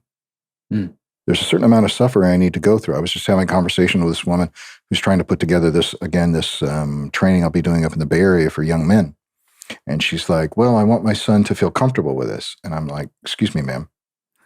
There's nothing about this weekend your son's going to feel comfortable about. Nothing. Yeah. That's his growing up. He's 19 years old. And I can tell you for a fact that the second he walks into that circle, he's going to be scared. Yeah. And he damn well better be for the rest of the weekend. Because he has to grow up and he has no men. So suffering can be good. Or necessary, right? And necessary for our own personal growth. Yeah.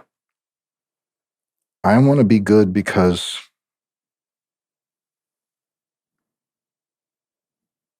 I want to leave a positive impact. I want to leave a positive impact because I think I suffered enough for myself. I self-induced suffering.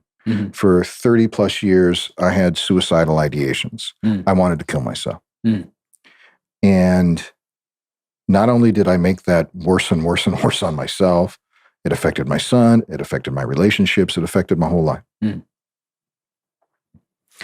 I don't want anybody to have to go through that. So, there's every major religious text talks about doing good works, talks about supporting others, being in service to others, to not think of yourself, to think about others. Yeah. And I know for me, I feel better when I do good things for other people. Yeah. That keeps me out of my hole of depression. The more I do for others, the further I stay away from that damn hole that I spent way too long in. Right. If I start concentrating only on me and what I want and what I need and what I should have, shouldn't have, want that. Yeah. If I'm all myopic, I'm like in a beeline for that hole. Right.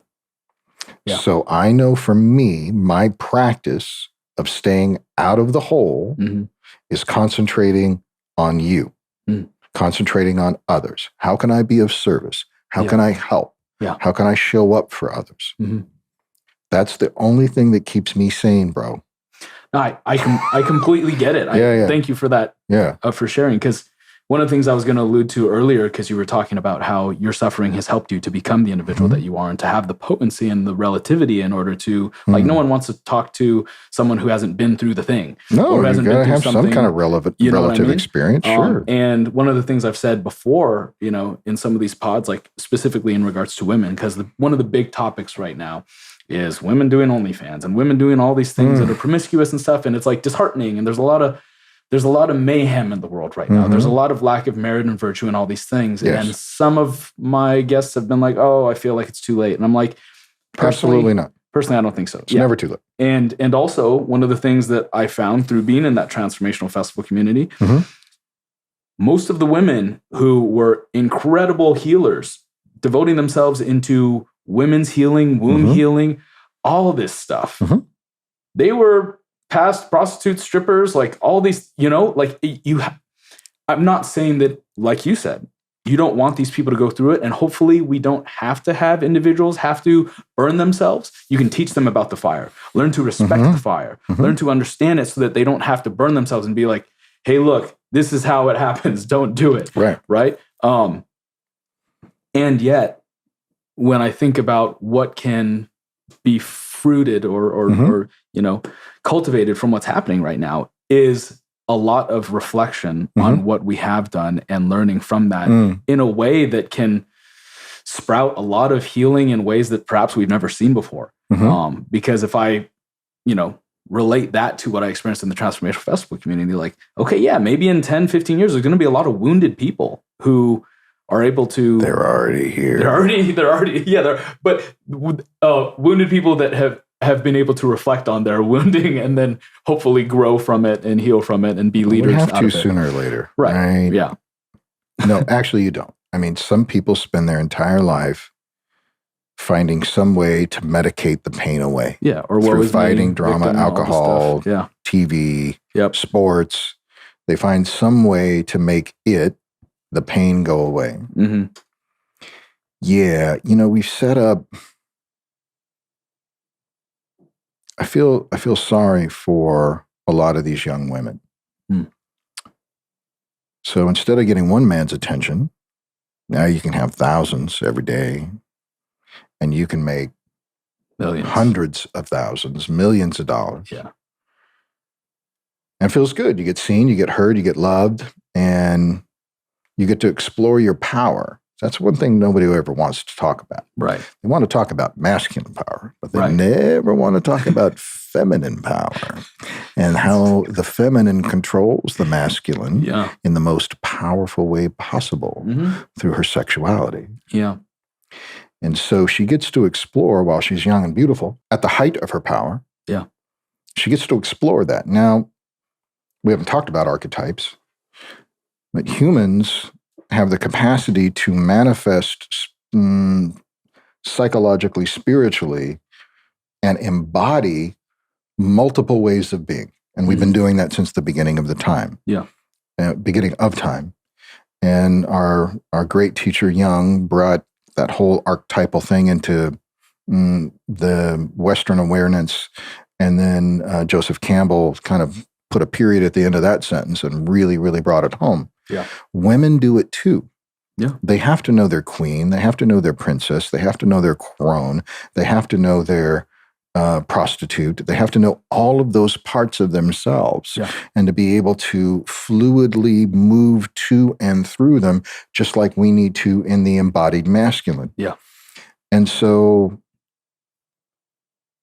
while I certainly wouldn't approve or want my daughter doing any of that. I don't think anyone would, to be honest. But yeah.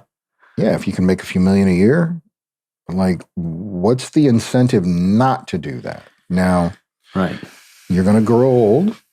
Young ladies, you're going to get older. You're not going to get prettier. And sooner or later, you're not going to be able to do that. And now there's a permanent digital record of you and your behavior that your children will find. Yeah. Some kids have committed suicide because they get teased at And school. some children have found that, and because of shaming, they have chosen to check out at a very young age. So there are consequences for every choice we make. Good and bad. No choice in this world we live in does not have a consequence. Yeah. Even if it's not found out by other people. It lives always has a consequence. Yeah. Yep. And so what is that doing to our young women? What is that doing to our young men? Jordan Peterson talks about this all the time. A young man now can go online and see more beautiful naked women than the most powerful prince ever. Yeah. What does that do to the human psyche? Yep. Nothing good. Yeah. Nothing good. Yeah. So yeah, it's way easier to be in love with a digital girl, a digital prostitute, than it is to be in love with a 3D woman in front of you. Yeah. Like, that's hard. Like, to be with a human woman as a man. Courting, the whole holy process. crap, bro. It's a lot. Holy crap. It's really challenging. Yeah. And it's hard for her too. Like, it's difficult for all of us. Yeah. And we can do things to make it easier, and we can do things to make it worse. Yeah. So you asked, why do I try to do good deeds? Mm-hmm. I'm trying to make it easy for me, and I'm trying to make it easy for the people around me. Yeah. Now, does that mean I'm trying to remove hardship and struggle? No, because you have to go through it. Right. You have to go into the cave you fear to enter. Yeah. You have to face your dragons. Yeah. But you are fully capable of doing it. Yeah. And I think that's what I'm trying to demonstrate. And other men, extraordinary other men and women that I know, are trying to demonstrate in the world by doing good works, by showing up for community, by doing the things that we do to say, you too can face the dragon. Yeah. Harry Potter did it. You can do it too. That's the whole thing. Yeah. It's the whole hero's journey. We originally started with Star Wars. Well, of course, in our generations, we had Star Wars. Yeah. Every one of those hero movies is the hero's journey or Shero's journey in one way or the other. Or they. Which teaches us that we can have an obstacle. Mm-hmm. We can face the obstacle. We can go through the ordeal. We can learn something from the ordeal. Mm-hmm. And most importantly, we then return back to our friends, our family, our loved ones, and share that so that we all learn from that. And what do we learn? I can face ordeals. Yeah. I can overcome obstacles. I can get through hardships. I can get through the pain and suffering of the things that are happening in my life that I didn't want to have happen. Yeah. Well, welcome to the club. Yeah. Like, I don't know anybody whose everything's going the way they wanted it to go. Yeah. These people that I'm working with in Northern California to do this weekend, mom and dad bought us a $30 million farm for us to manifest our dream. Holy shit. Exactly. And they're upset and they don't like the way their life is going. Okay. So it doesn't matter where you are on the hierarchy. Yeah. Agreed. We all have to overcome our dragons and our demons. I was talking about this exact thing with my last guest in regards to not being able to quantify someone's pain and suffering. Mm-hmm. And, he had made mention, I was like, you can't quantify whether someone who's been raped or had such tragedy befall them is suffering more or feeling it more to the extent than a trust fund kid who's neglected. Absolutely. And he's like, most of the trust fund kids are the ones committing suicide. Yeah. Because they're floundering. They don't know where to go. Where do you go from the top, and now you're not getting love, all these things. And down. I'm not saying that there isn't compassion for both sides. It's just in this society, we quantify and we compare and we try to compete in regards to, I'm the bigger victim. I'm the bigger victim. Yeah. It's like a dick swinging contest. Yeah. And it's futile and it's also completely inaccurate. I completely hear that. And one thing I wanted to ask you, or actually one thing that I wanted to tell you and get your opinion on, because it's kind of my foundation of everything that I speak on. It's my little soapbox. Okay. It's what I talk on my rock about. All right. Which maybe you've heard it before, but for me, it was new to realize. You're a parent, right? Mm-hmm. So as a parent, do you want your child to be more than you and to have a better life than you? Ideally. Right. But ideally, absolutely, without question. Here's the thing that I've had to come, because I've had on and off, due to the mother of my grandson, I've had on and off relationships with my grandson. Starting out first 2 years of his life, I was in his life damn near every day. And then she pulled that away. It was very difficult for me because it reminded me, I didn't realize it at the time, when I went through a divorce with my son's mother when he was 4, she tried to take my son away. So it brought that whole experience back up again. What I do in men's work, what I do in women's work, what I try to do in my life is I try desperately not to be attached to an outcome. Right. My son is estranged from me right now. I want to pull him back in. I want to control his pulling away. I want to control his suffering. I cannot. Right.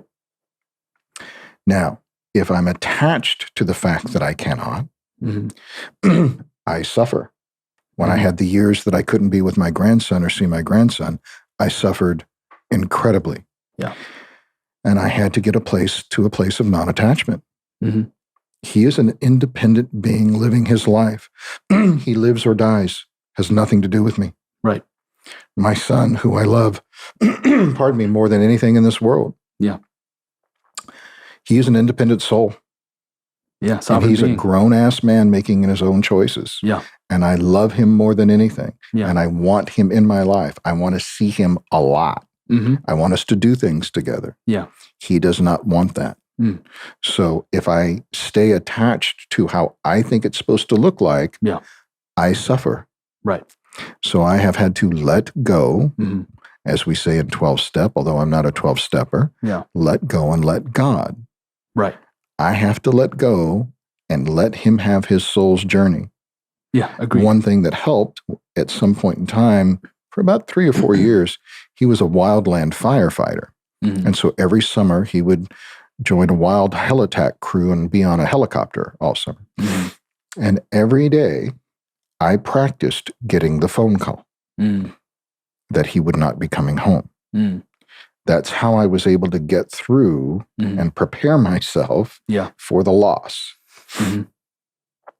So do I want my son, do we want our children to have a better life than us? 100%. Yeah. Is that his soul's journey? I have no idea. Well, okay, so tell me what you think. Mic drop.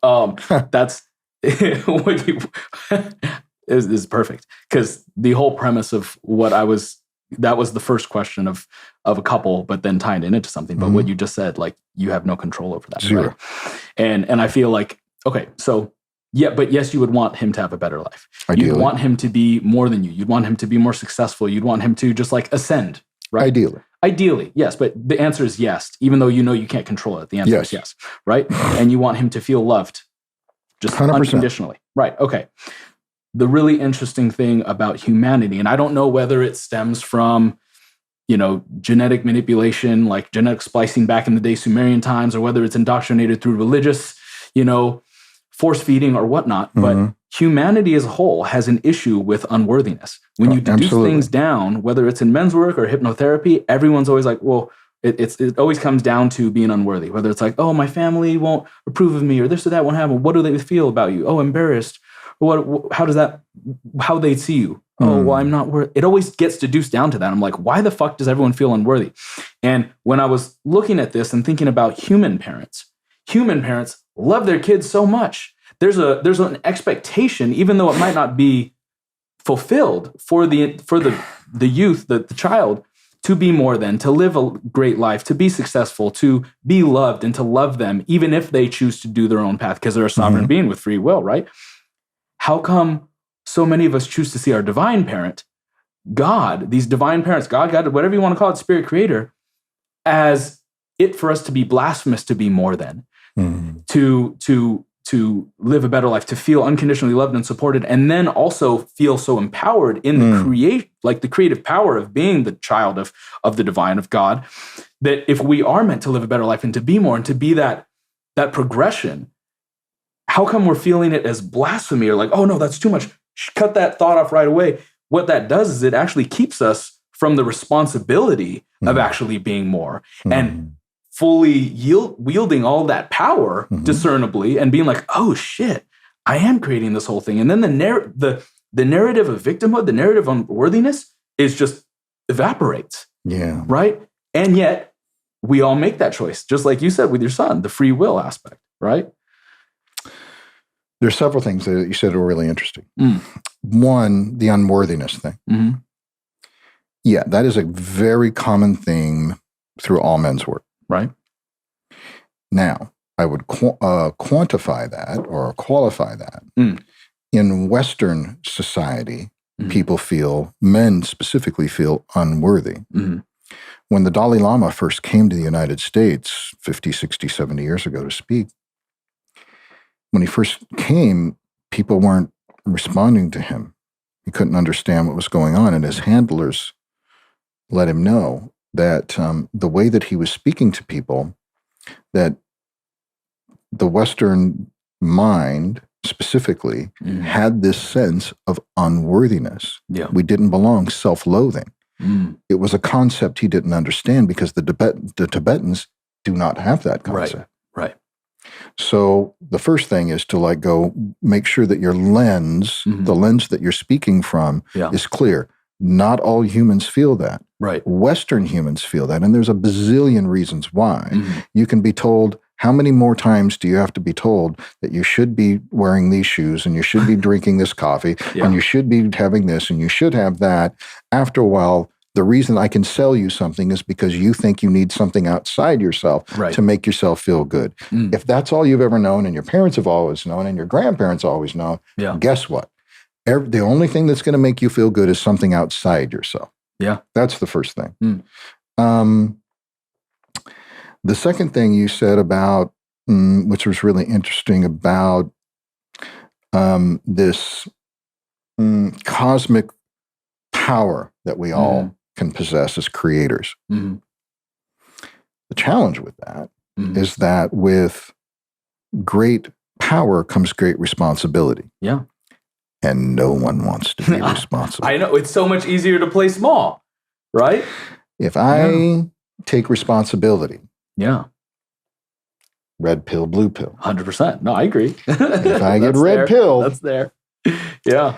I can't blame mom. No. I can't blame dad. I can't blame God. I can't blame job. I can't blame a diet. I can't blame a culture. I can't blame anything except me. Yep. And that's an extraordinarily difficult pill to swallow. And yet, if I do, if I take ultimate responsibility for my being, I can do anything. Yeah, agreed. Now, I have ultimate power. Now I can create anything I want. I'm no longer held back by the stories, the paradigms, the things that have been put on me consciously and unconsciously. Yeah. I can create the life I want. If I take responsibility. Yeah. If I avoid responsibility, which most men and most humans do, then yes, I am at the whims of everything outside of me. Yeah. As soon as I take responsibility, I'm now sovereign. Yeah. And now I can choose. And now I have to take responsibility for my choices, good, bad, and different. And I can then wield my power like I do at Trader Joe's. I could walk in there and be a miserable prick. Yeah. Agreed. 100%. Yeah. I could go in there and I can make. Always there. I can crash into every card. I can step on every old lady's foot. I can be a miserable person. Who's doing that? Some people do. Some people old ladies' feet. Bounce around their life, bouncing into people all day long. Completely unconscious. That fucker that threw his can out in the middle of the street. I wanted to run that prick over. It's not as bad as stepping on an old lady's foot, but I couldn't fathom. That's because you live in the nature, not in LA. It is. It's really good. I live way out in the woods. LA is madness, bro. The second I take ownership, I now can step into my sovereign and make choices from my highest self. Yeah. Again, this is like I talked about walking a particular road. Is it easy? Absolutely not. Yeah. Because now there's nobody else but me to make these damn choices. Right. That's terrifying. Yeah. And liberating and freeing. Yeah. It is ultimate freedom. You want freedom in your life? You want to do anything you want to do? Take 100% responsibility for yourself. Yeah. Bam. You got it.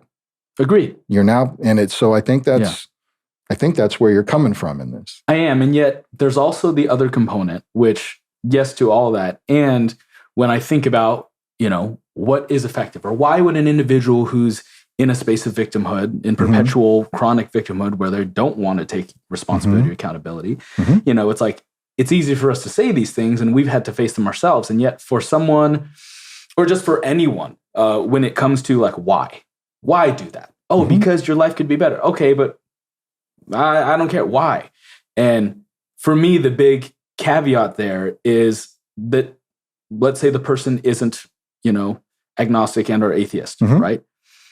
And yet they're living with this belief that their divine parent wants worse for them than they want for their own kids. And it's like, wait, if you're the sinner, if you're this terrible individual, how come you sound like a way better parent then your divine parent, hold on a second. So if we're actually able to flip that on its head and you think of your divine parent as wanting the same as you want for your own children, then don't you actually have a responsibility to do that? 100%. And I feel like that's the empowering thing, because I feel like the personal development space, the sovereign, all of these aspects, they're obviously true. And yet what really has it ring home for me is that there is a benevolent force that is actually wanting for me. And I actually got a lot of this perception or mind state from Wallace D. Wattles' The Science of Getting Rich, which was written like 1910, right? And how he was saying that it's blasphemous for you not to choose to experience. It's blasphemous for you not to, really, as you are a child of God, or he said it differently, but as you are that, to not choose to, obviously in a place of integrity, in a place of not just at people's demise and so forth, but to be able to experience this life and to see what it has to offer and to create, that's our responsibility. And that is not, that's not blasphemous, or that's not ungodly or anything like that. And that perception for me opened it up. I was like, oh shit, we do have a responsibility to and maybe it's not to experience, maybe we could take that in all these different ways. Like, oh, I meant to go to Abu Dhabi and go and fuck around, like you said, be selfish. But like, no, maybe there's much more there. And through that responsibility to show up, to own my shit, then that can lead to me living a life of service and or a legacy that, excels, my being, and also allows for the progression and hopefully the beneficial cultivation of humanity to not crumble or whatever, what have you. But yeah, I find it to be a really interesting thing, because what I talked with my last guest was, how do you affect the people?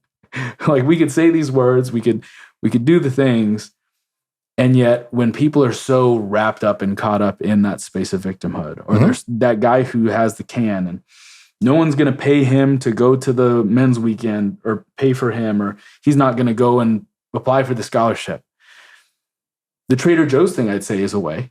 And yet it's like, what is a way when I talk about the grand scheme of things, right? Creating a baseline throughout society where it's like, hey, look, make whatever the choice you want, but we're now making it very clear that everyone's making a choice and everyone's creating their reality. How does it become real for people? How do we actually affect them and impact them towards making choices that are appropriate? I don't know. Like, what do you have to say about that? I know the way. Yeah? Okay, cool. Show us the way, Unc. Imagine that your grandmother is watching everything you do. Yeah. What choices will you be making then? Yeah. How will you be speaking to people?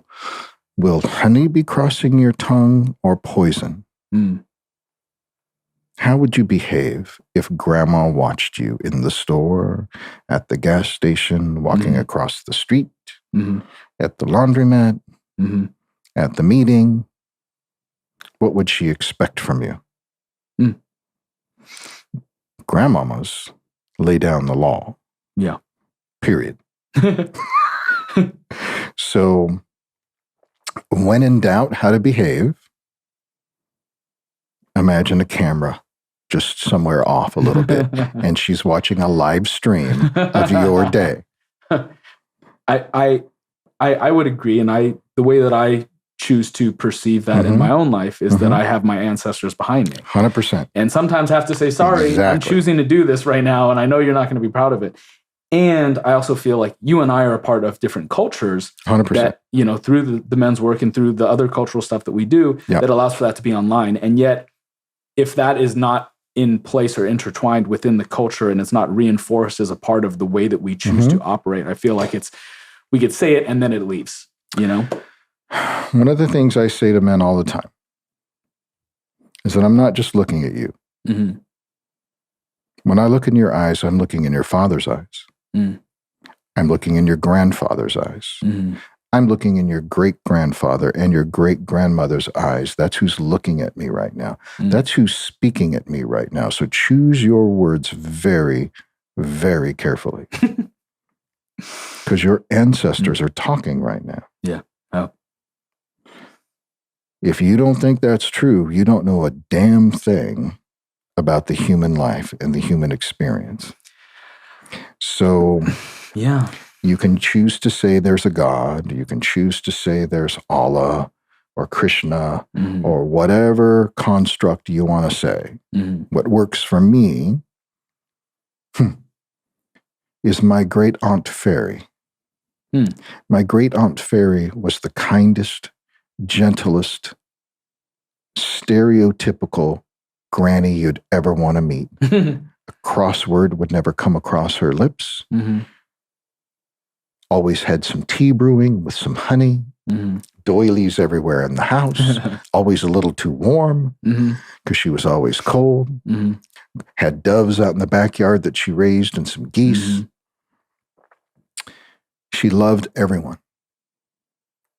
And she wouldn't tolerate bad behavior. Morals. Yeah. Principles. Yeah. Right? There's not a person on the planet that goes, smash and grab's okay. It's a good idea. I think you should run in the Nordstroms this afternoon and take any goddamn thing you want. Really good idea. You should steal that car. Yeah. You should beat up that guy. Let's change the word for looting. Yeah. Because that's the important thing, not the actual looting. Exactly. Let's make it, unless they take $800, we shouldn't really do anything about it. One of the things that every human being has somehow, and I don't know how or why, unless, again, you're a sociopath or a psychopath, you have a moral compass. Yeah. You know what's right and wrong. Yep. Now, you didn't create that. Your mom and dad really didn't create that. I mean, they set the stage for that. Yeah. But your parents learned it from their parents, and their parents learned it from their parents. And we go back to the beginning of time. Sooner or later, somebody said, Alf, you don't get to come and steal my wife anymore. Yeah. Not okay. Yeah. We don't do that anymore. Yeah. We don't kill each other's kids. We don't steal each other's property. Yeah. We're not going to do that anymore. We've decided it's not really working. Let's do something else. Yeah. And somehow we decided as a species that there were going to be rules. We're going to play by rules. Yeah. And the Christians have the 10 Commandments. The Jews have the Torah. We got all these rules of life. And they're not wrong. They're actually pretty damn smart. Yeah. Yeah, they are. Really smart. Why? Because humans have been figuring out for thousands and thousands of years Facts. What works, what doesn't work. Yeah. Hey, let's do the things that work. Yeah. You're going to have a better life. Yeah. Because It's shit gonna has be been easier. fucked up. Shit's been fucked up for a long time. It's pretty damn good right now, is all I got to say. It's really, really Shit, good. People are stupid. We're getting in this fucked positive before, feedback loop in the West. Yeah. And we're being fed information, propaganda, Agreed. that tells us that we should be separated by melanin. We should be separated by sex. Yeah. We should be separated by politics.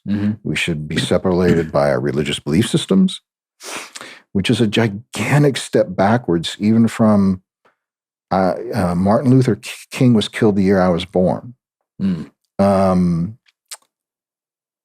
I remember growing up, my family, my father's best friend was Black, second best friend was Native American, third best friend was Irish. We had fourth best friend was Hispanic. We had all kinds of people coming through our house all the time. My father would not tolerate, and even in the school I grew up, and the things that I remember hearing, there was no toleration at all for a racial divide, religious divide, sex divide, any of that. And in the last 15, 20 years, we, for some reason, have taken a gigantic step backwards. And, it's a Marxist ideology that is permeating our Western world. And I don't believe it's helpful. Yeah. I don't believe it's taking us in the right direction or a good direction in any way, shape, or form. I've seen the organization that I used to be involved with take in this whole DEI woke agenda and like make it part of who they are and what they are. And it's like, Damn. no, I can't agree with this. No. I don't believe in more silos. I don't believe in more separation at all. Yeah. You're not going to learn from me if you only hang out with your kind and I only hang out with my kind. Agreed. Bad idea. Yeah. We know that's bad. Yeah. That's why the books say it's bad. Well, reverse racism is racism. It's like, still fucking racism. Shit, man. God, it's so still racism, stupid. whatever we want to call it. It's still racism. Yeah, yeah. And back to Sacred Sons, one of the things that I find the most beautiful, I saw it on the very first weekend I went to. Yeah. I saw every color, every shape, every size, every sexual orientation, every religion in the room. Yeah. Holy crap. And we never talked about it. No, because it's not fucking We don't bring it up. We don't talk about it. Yeah. The bros don't go off in their room. Yeah. And they do their things. And the Koreans don't go over there. And the men from Washington don't go over here. No. And like, we don't do that. We don't play that game. And I'm 100% against it. Yeah. And if it ever starts to rear its head in this organization, which I saw a little bit of that peeking its head up at this last convergence, I'm like, I'm 100% against it. Yeah. As a POC, a person of color, which I don't even get labeled necessarily as that. I don't know if you qualify, bro. Right, because I'm Asian. It's like, you're Asian-ish kind of thing, so come on. Fucking stupid. Right. I hate the whole thing. Yeah. Anything that has a hint of... I lost a lot of friends during the Black Lives Matter movement because I spoke out and I told them, hey, guess what? I think you're more powerful than any of these fucking agendas or anyone telling you otherwise, and I'm not going to agree with it because I think that you're able to create your own reality, and any type of agenda or any type of people who are saying that you're less than or that you are incapable in any way is insidious and don't and they were like, oh, you're against us. I'm like, how the fuck does that sound against you? Right. You know, you're kings and queens. Like, show the fuck up. Like, but you know. Yeah, before the pandemic, I thought I was liberal. I find out after the pandemic, I am not in any way, shape, or form. Yeah. I'm stunned. Yeah. I don't think I've changed. And everybody talks about just how far the left has gone and how far the left can go. Yeah. And if you don't know how far the left can go, you might want to do a little history. Yeah. Because it ain't the right that started World War II. You know, and slavery. Who was trying to keep the slaves? Who was trying to keep the slaves? Yeah. Who changed their whole tone after the Civil Rights Movement? 100%. You know? So you might want to read a few history books to find out. Yep. That's why these organizations, even though I don't agree with a lot of the ways where MKP is going, it's still a valid organization and it's still doing good things and still doing good work. Yeah. That's why I believe in Sacred Sons. That's why I believe in men's and women's organizations who are supporting self-awareness, self-growth, self-reflection in service to the greater community. Yeah. I have to know myself. The words over the Oracle of Delphi as you walked into that was, know thyself. Yeah. I need to know, I need to get in touch with all those parts of myself that I hide, repress, and deny, that I don't want you to know about. Yeah. I don't want anybody to know about. I got to know those parts of me. I got to keep them out in front, out here where I can see them, so that when I am in these situations, my biases, my prejudices, my wants and desires are first and foremost out in front of me. And I can see that about myself. And I can go, I love you. I see you. I'm going to put you over here for a minute because I got work to do here with Sean. Yeah. I hate what's going on right now. I fucking hate it. And we can all do something about it. Yeah. We absolutely can do something about it. These types of conversations are the things that happen to do that. Yeah. These weekends that we go to, the festivals that we go to, those are opportunities to really get off of this, put that away, and have this, and see that, you came from a different place, a different culture, a different time. You got a little bit more melanin in your skin than I do. Who the fuck cares? Yeah. What's really good is to teach me about your culture.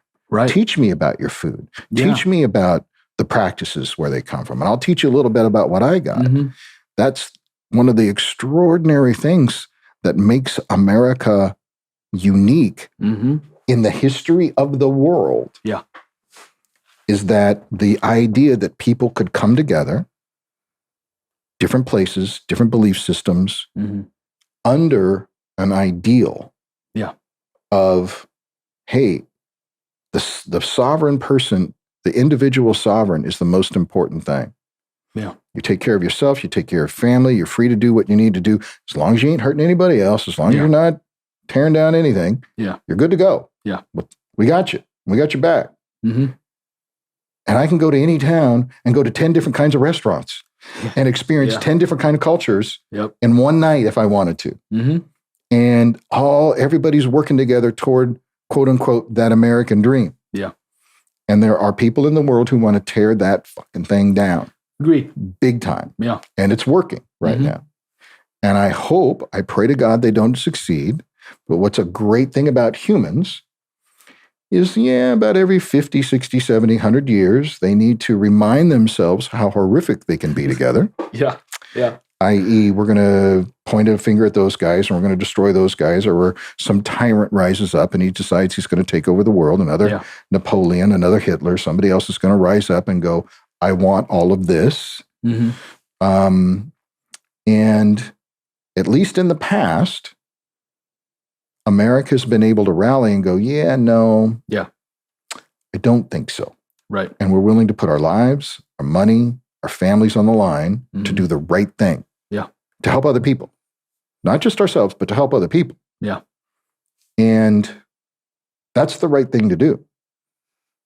The right thing to do is to be a helper of other people who are suffering and show the fuck up. And that's what we've done in the past. That's what you do. That's what I do in my own way. I hope we don't have to repeat the hard lessons of the past. Humans seem to have to do it. I was going to say. I don't like it. Yeah, I don't like it either. And I was in a class once with an incredible Tai Chi teacher. And we did the class several hours. And then at the end, he kind of did a darshan thing, if you will, talking. And somebody asked, why is there war? Why can't we just have a peace? And he said a very wise thing. He said, it really would have been a very boring book, Peace and Peace. And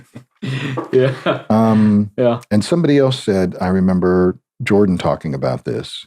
Some great philosopher said something about, even if you did set up the utopia, you had all the food and you had the warm waters and people just busied themselves with the creation of the species all day long. Yeah.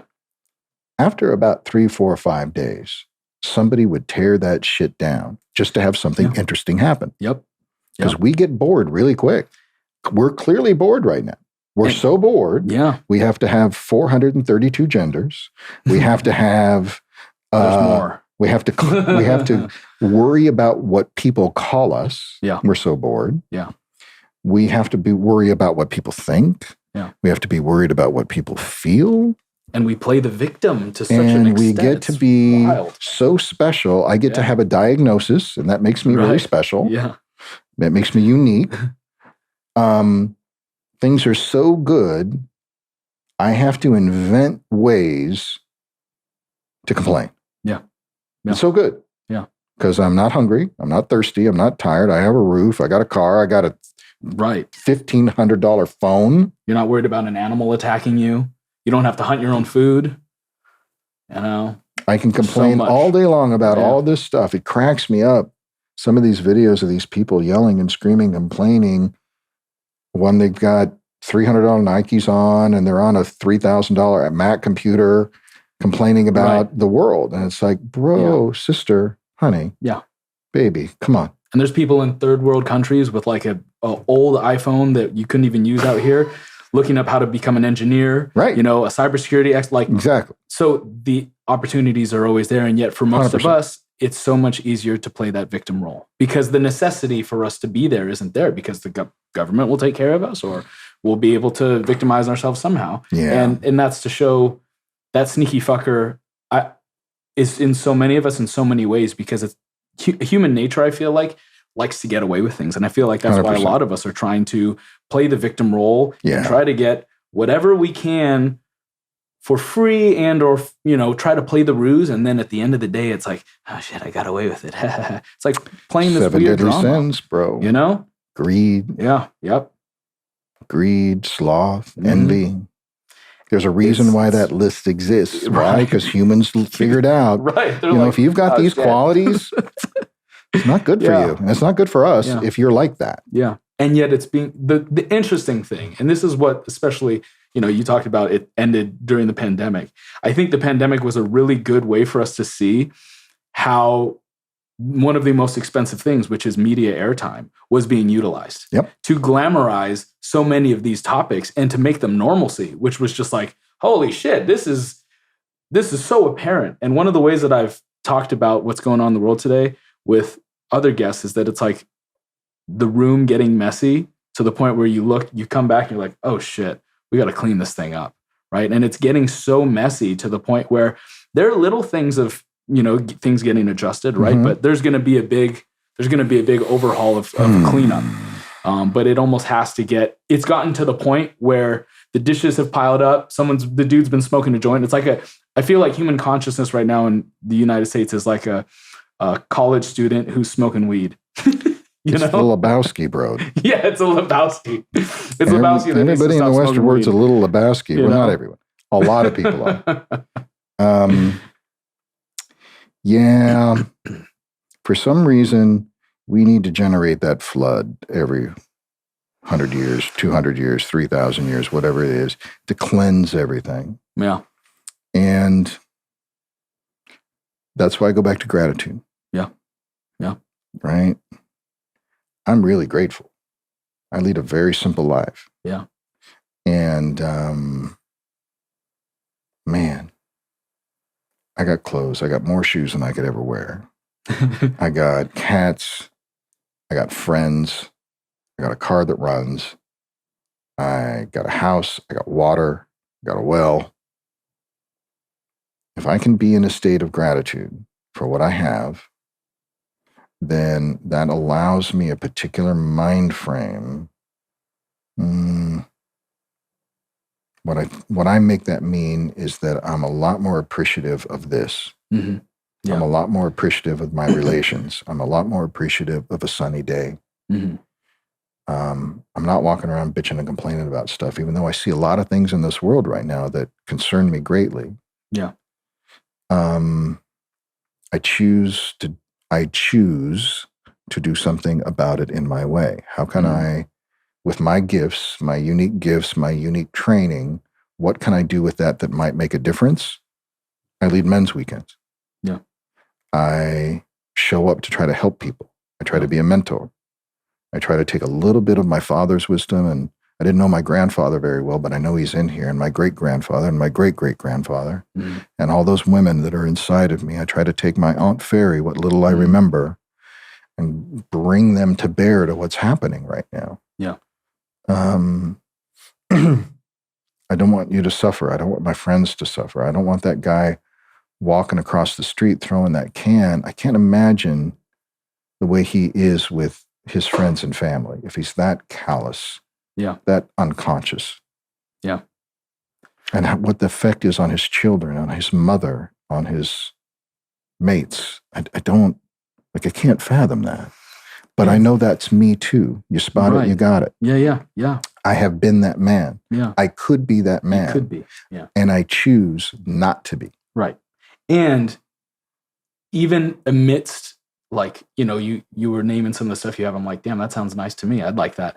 And even for someone who has beneath the means that I have, the opportunity for this gratitude is always there. And there are a lot of people who have way less than most anyone in this country who are more grateful. 100%. And I feel like, once again, that ties, I was talking to one of my guests about veganism and, talking about hunting and so forth, and how for a lot of people, processing their meat and so forth is just a part of life. And 100%. there's a certain part of that even though they may not compute it as such, but it's like an automatic innate thing that happens when you're doing that you are addressing mortality in a very real way. And that also lends itself to the dynamic of grief being online, like facing your mortality is allowing you to access a point of grief and the finity of this reality or the finitude. And then from that allows for you to drop into gratitude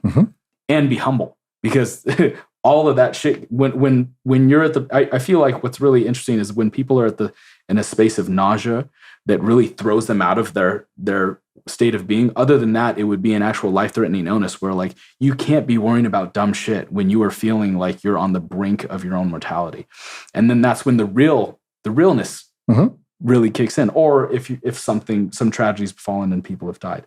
But yeah, that opportunity is always there. And one thing that I wanted to ask you, or just get your take on, which is, I asked you why earlier, why you do the good things. One of the things that's really curious that can get caught up in us trying to help people is the archetype and aspect of saviorhood, right? Because we want to help people not suffer. And yet one of the ways that I see things is that part of love, there's love in boundaries. And then also a part of that is allowing for people to suffer, especially when they haven't consented to you alleviating their suffering. And that's a trippy fucking thing, because, we can be like, oh, we need to save everyone. And I've lived that life of that supreme altruist. And I feel like that's what's going on in these today is the supreme altruism that is like, oh, the revolutionary, the altruist who's trying to help everyone and save everyone from suffering. And that ends up becoming a distortion of saviorhood that ends up actually being a dishonoring of the sovereignty of the other individuals. Right? Yeah, I don't trust activists at all. Yeah. That's just another form of control. It's just a color of slavery.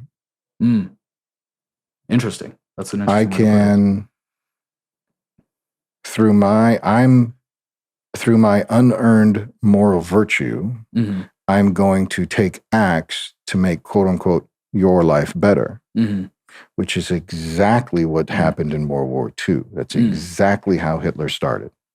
The initial acts were all about compassion, right? And we're going to alleviate the suffering of the sick, right? We're going to, those poor people suffering from mental illness, they shouldn't be locked up in those institutions. We're going to do the compassionate thing. Yeah, we're going to kill them so they don't suffer anymore.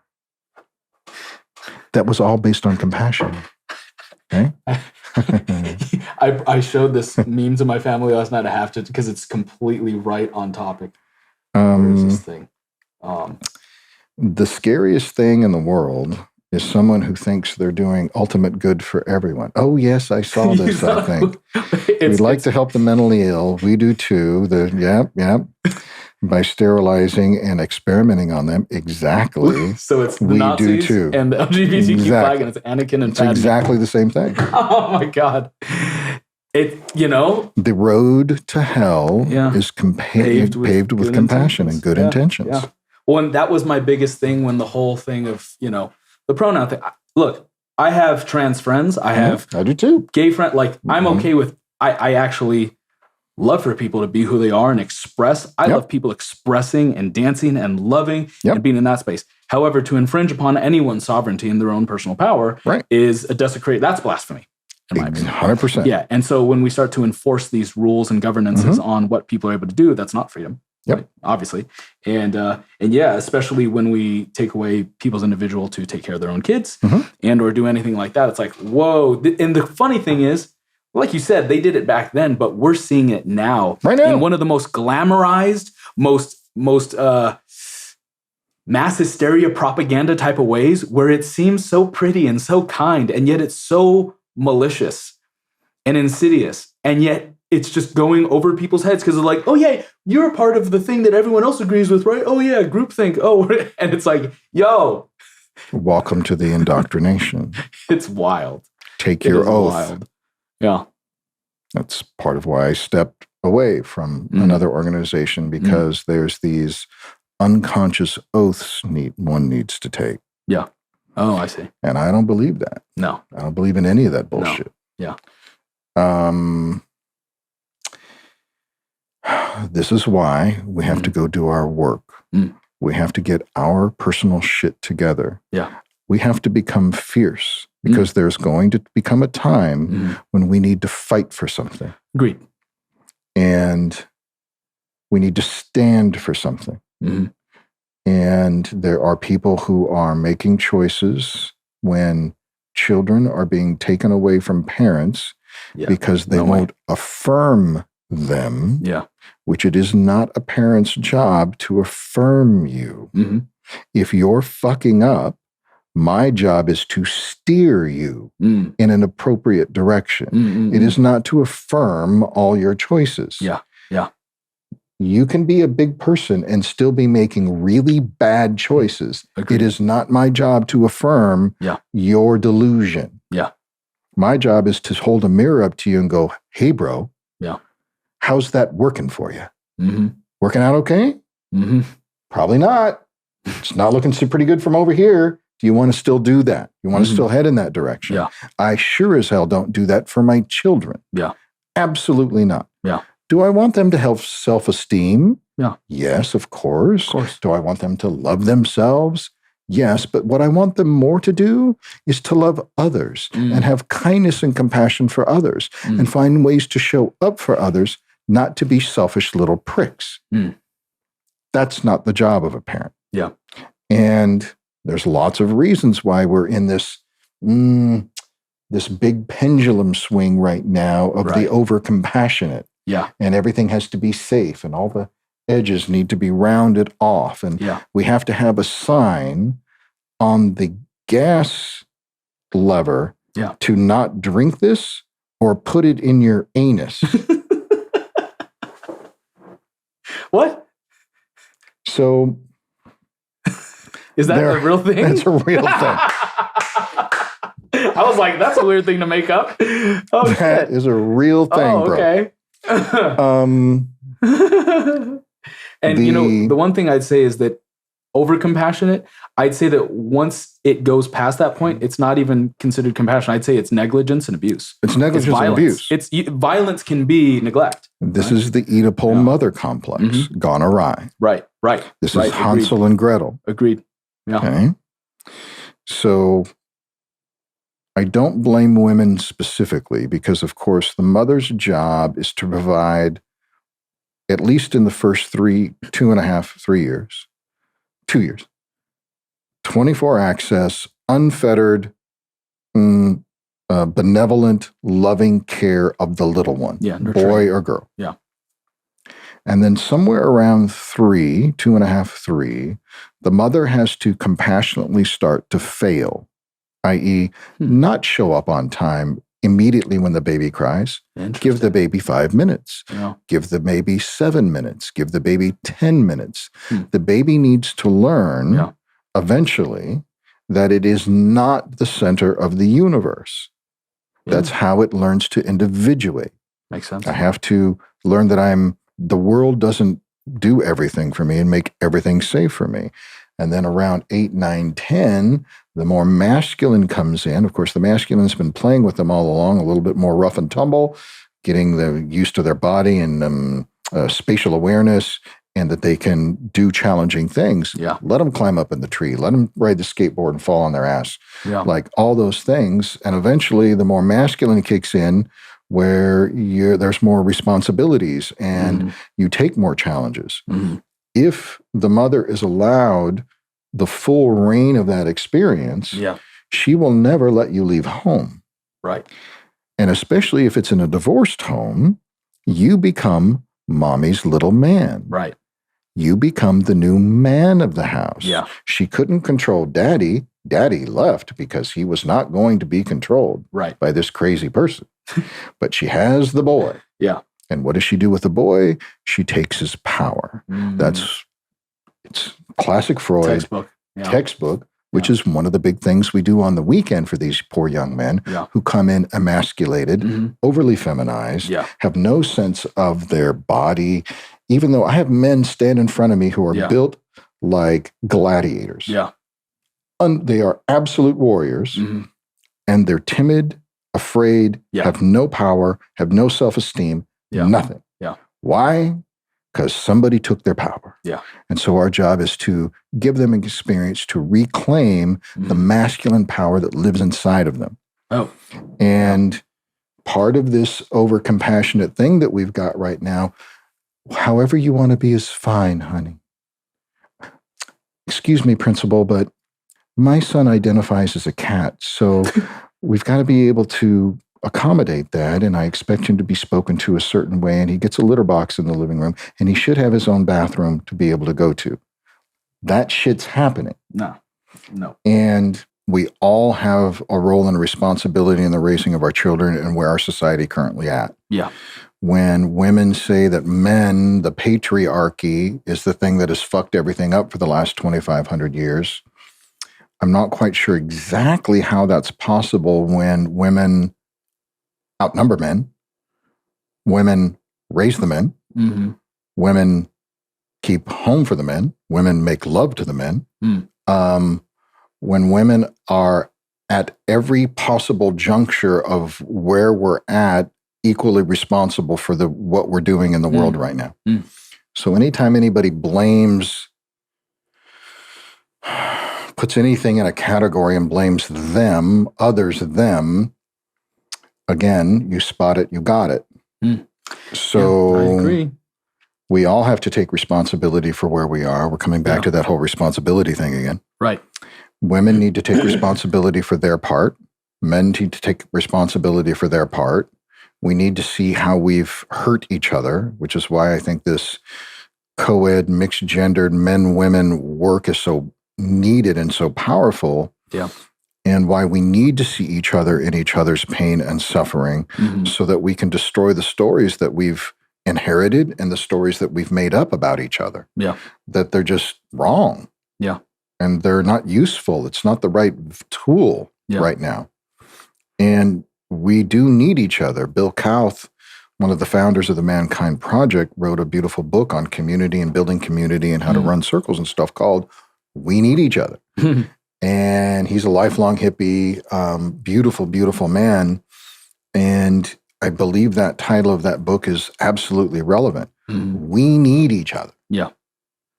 While I need to develop my sovereign strength and internal compass and be strong in myself and my own moral virtue and the things that I'm trying to put out and do in the world, I don't go to a men's weekend and stand there in a field by myself. No. I'm with 50 or 70 or 100 or 400 men. Yeah. So we need each other. We need to support each other. We need to learn from each other and teach each other the way. Yeah. Whatever that way is. Right. And we need our sisters, our aunties, our grandmothers, our daughters, our nieces to be there with us so that they can see how a sovereign man walks through the world. Yeah. How a grounded, mature, masculine man behaves. Men with daughters, your daughter will marry someone just like you. That's who she's going to pick. A man just like daddy. So you better think twice about how you're walking through the world. Hopefully, because these days it might not be as good as their dad. But yeah. I know a lot of men, when they hear that, they're just like, oh, fuck. Yeah. Yeah. Yeah. What does a son choose? 90% of the time, he chooses a woman just like mom. Yeah. And I certainly did that early on in my life. Not a good choice. Right. I had to grow up. I had to learn some things.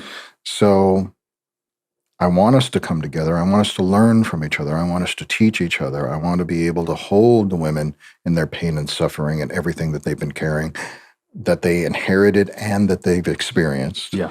And vice versa. Yeah. Because for the most part, we don't know how to hold each other in that pain and suffering. Yeah.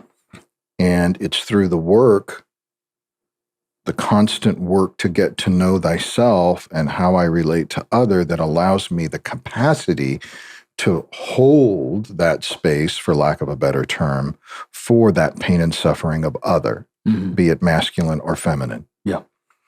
And until we can do that for each other, it's pretty hard to understand each other. It's pretty hard to have that level of compassion and understanding and empathy when I don't have a reference point of your experience. Right.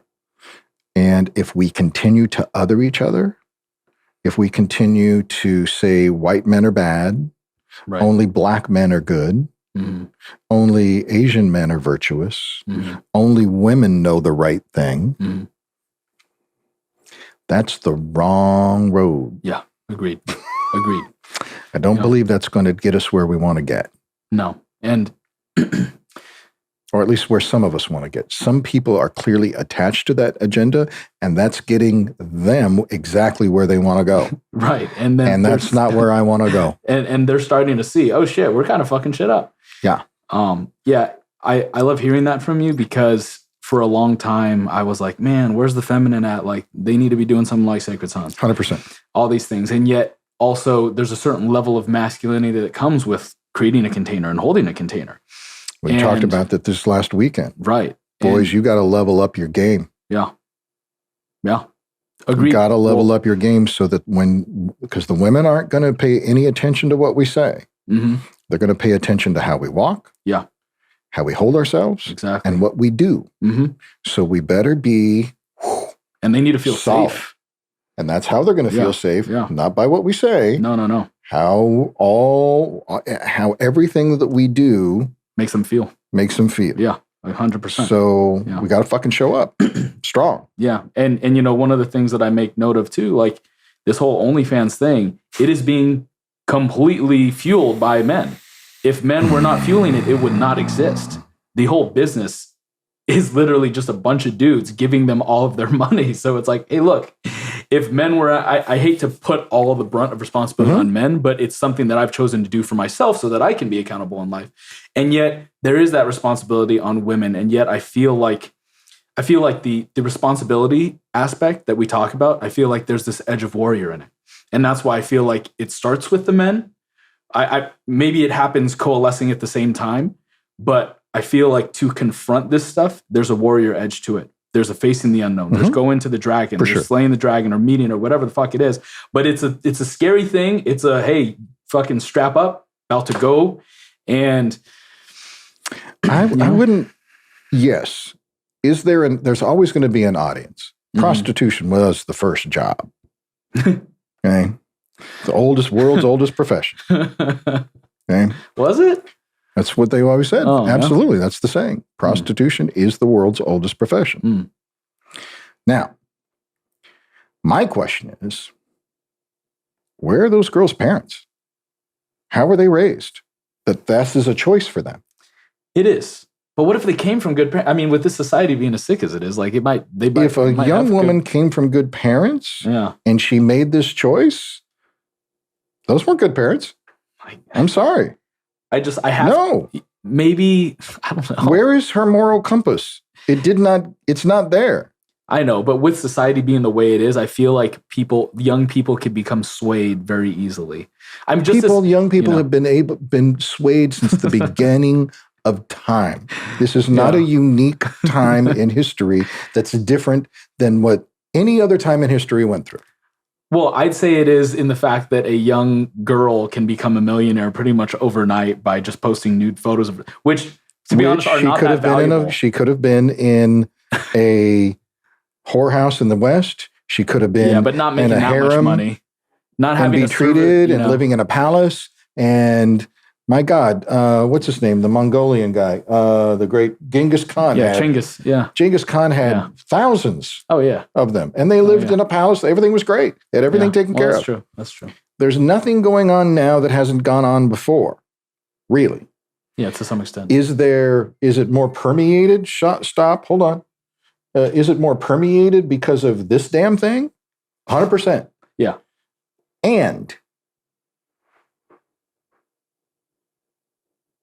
you can't tell me they don't know better. No, I agree. We can't. You can't tell me they don't know what they're choosing. No, and I agree. If I could make a few $1 million a year being naked on a screen. he's in it. If I was back in my 20s, you do it. I now. remember. I'll reveal something I've never said in a podcast before. I remember being in my late teens, early 20s. This was before my son was born and before I got married. I remember thinking, I'd really like to be a gigolo. I'd really like that gig. Yeah. Because I was just handsome enough and just charismatic enough. Mm-hmm. And I thought that would be a great life. Down, you know? Well, I had the what? You had the endowed part down. Oh, you know? you're right. I just thought for some reason there for a while, for a few years, I just had that in my mind. That would be a good job. I mean, women would pay me to be their escort and hopefully more. And that's not a bad way to make it. Well, hopefully they'd be good looking. Well, you don't get the choice. Control that, the young women who are doing this online, can you imagine what most of these men look like? Yeah, but they don't have to do anything to them. That's right. the thing. Yeah. So humans are always looking for the easy path. Yeah. Agreed. Now, you need money to get through this world. Yeah. Do I fault them for now? If she's making millions and she's buying a house and she's buying a business and she's setting herself and her family up for financial security for generations, I'm going to shake her hand and say, okay, you did what you had to. God, what's her name? This actress. Let me think of it. Not had to, chose to, but yeah. Chose to. But yeah, no, I mean, damn it, I can't think. Her name's going to come to you. I can see her face. She was a famous actress in the 80s, and she said in one interview, hey, these boobs got my kids through college. Yeah. So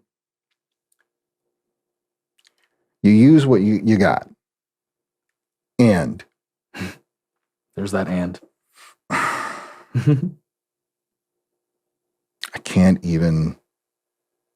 I couldn't fathom if that was my daughter. Yeah. Well, and men stop being lame because they're the ones feeding the damn thing.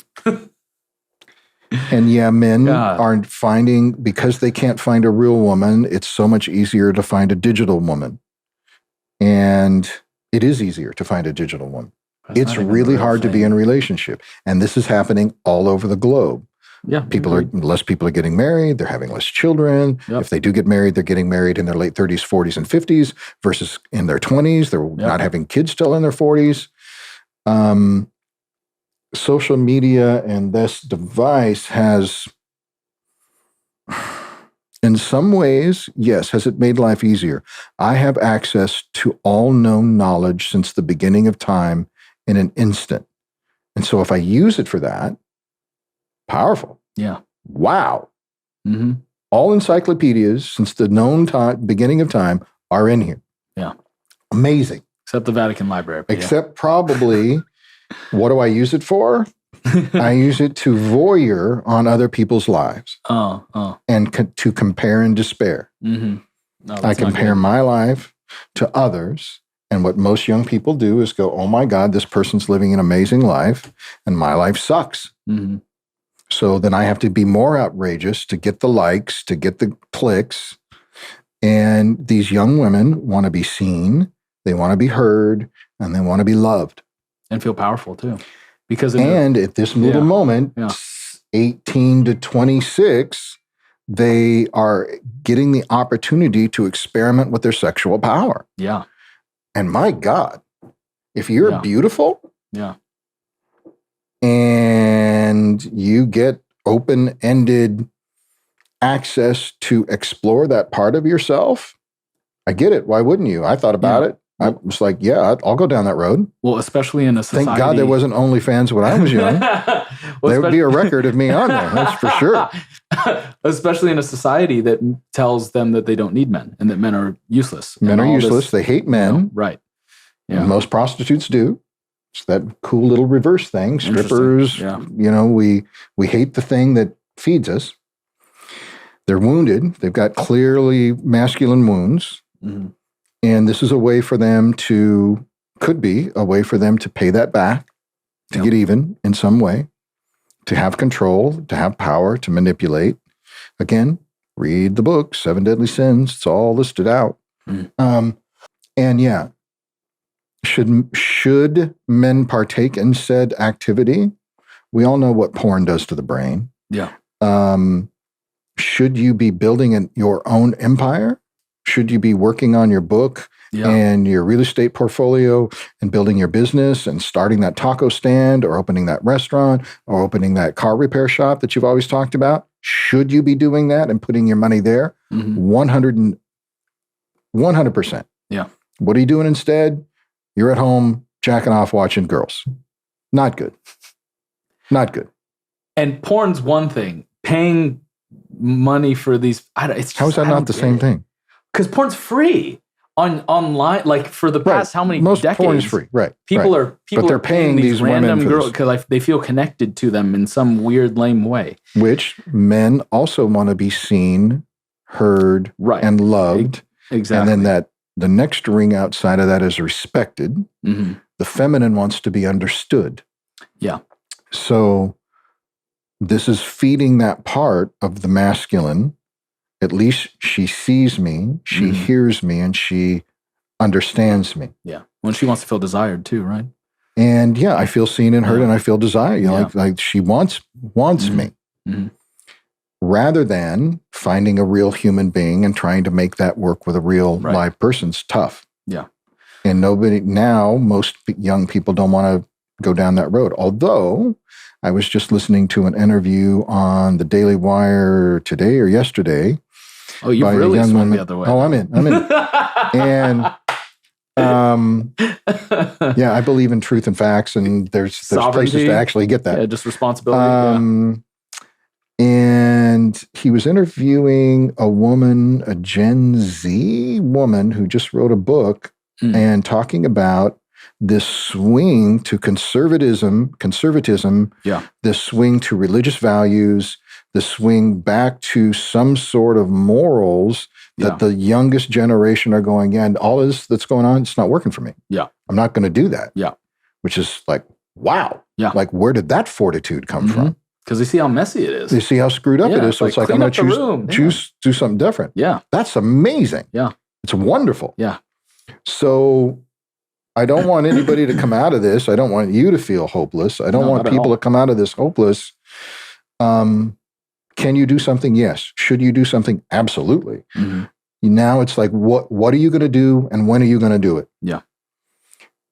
And that could be mow the neighbor's lawn, go grocery shopping for the old lady next door, paint the house of the elderly people down the street because they can't do it themselves anymore.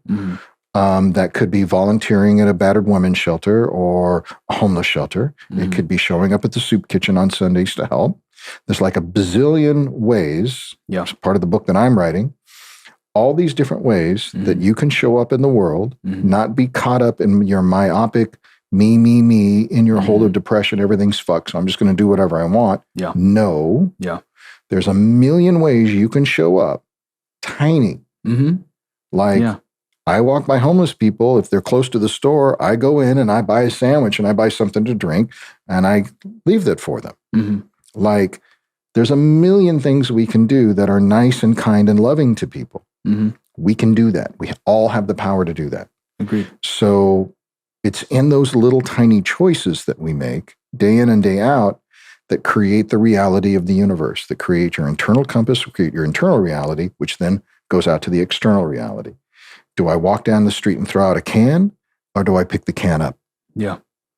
There was a guy, I can't think of his name right now. He was a famous writer in England. He was American, but he moved to England, and he started walking through the English countryside picking up garbage, so much so, and he became so famous for it that the Queen actually gave him a medal. Wow. And one of the things that he said was, somebody said, well, why are you doing that? It's not your trash. He said, no, it's not my trash, but it's my planet.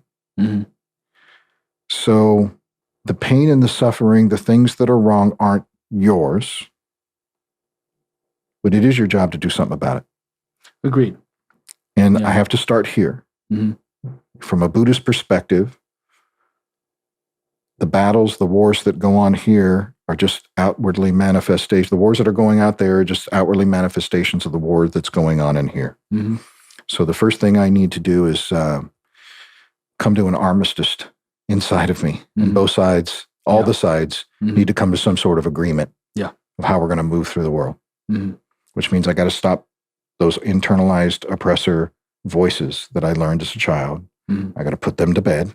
I got to love them, understand them, and get what they want. They just want to help me. I got to calm this down. When I calm this down, this calms down. When this is calm and in a beautiful state, well, I can walk into the Trader Joe's and I can be a glowing light orb walking through there, just humming and sending out beauty and love to everyone around me. That's better than the alternative. Agreed. Why should I do that? Because I can. I can do that. And I'm at choice to do that while I'm still can. Some point in time in my life, I might not be able to do that anymore. But while I can, I believe, I don't know that I believe in karma, and I don't know that I believe in heaven and a life after life. What I know is that I didn't exist for multiple millennia.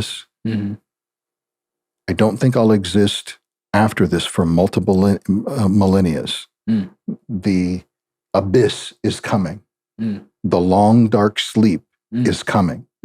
So I only got a little bit of time to make a difference. So I'm going to do every damn thing I can that I'm capable of, that I can possibly do to try to bring some kindness, some love, some compassion, some tenderness to everyone around me. Like Jordan says, I stop and I pet the cat. I'm even nice to dogs and dog people. I'm everywhere I fucking go, bro. I try really hard. I don't always succeed, but I do my best to leave a positive, loving wake behind me. And I think if we all did that,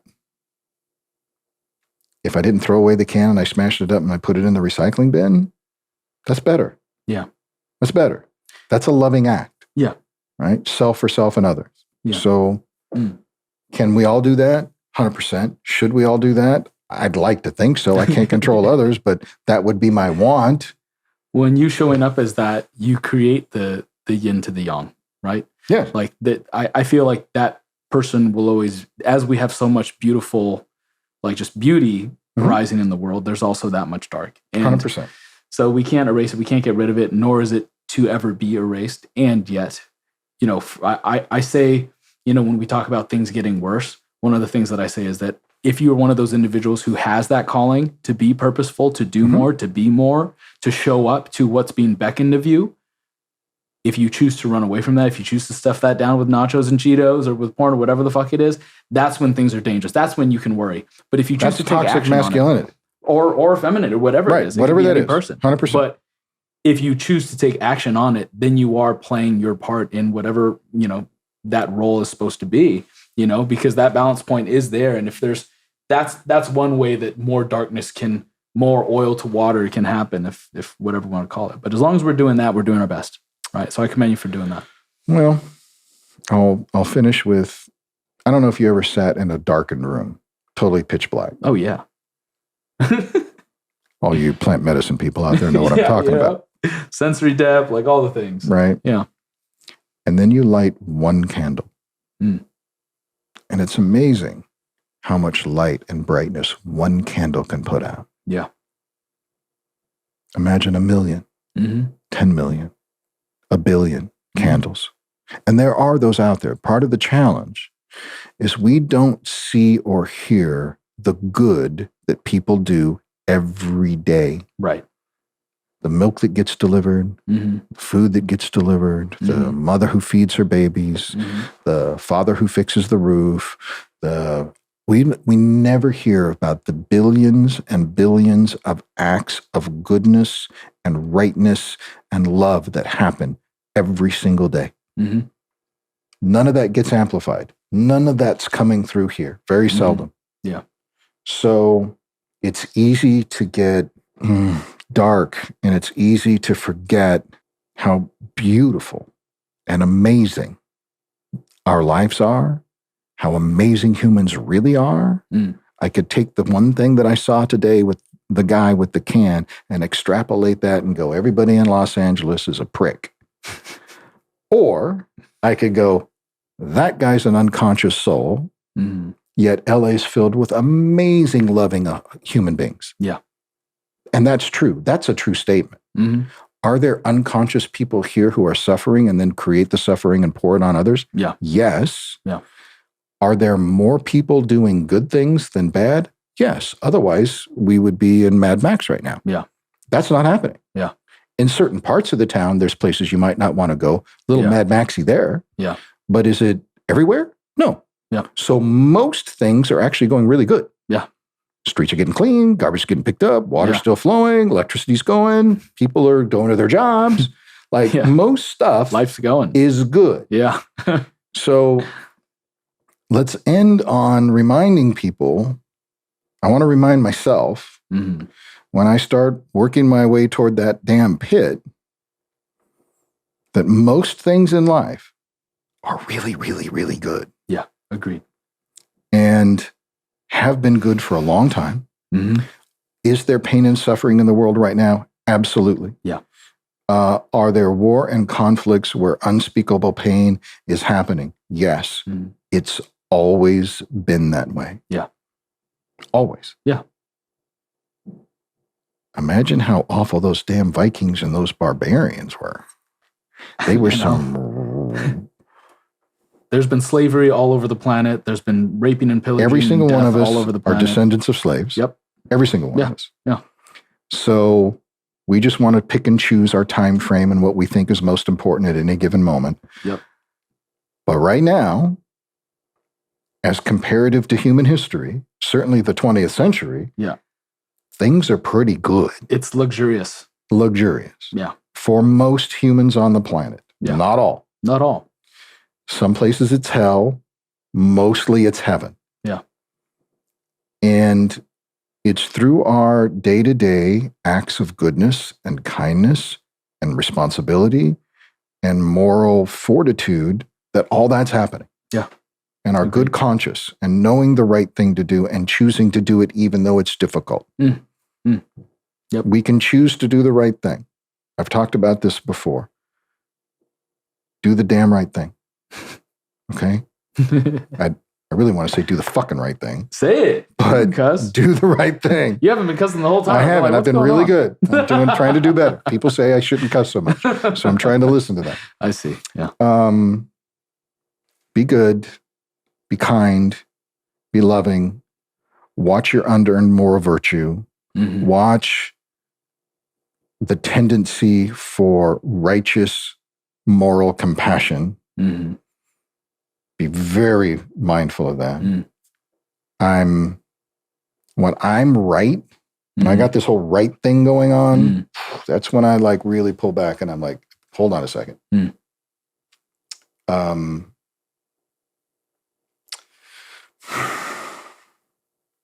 want to be humble.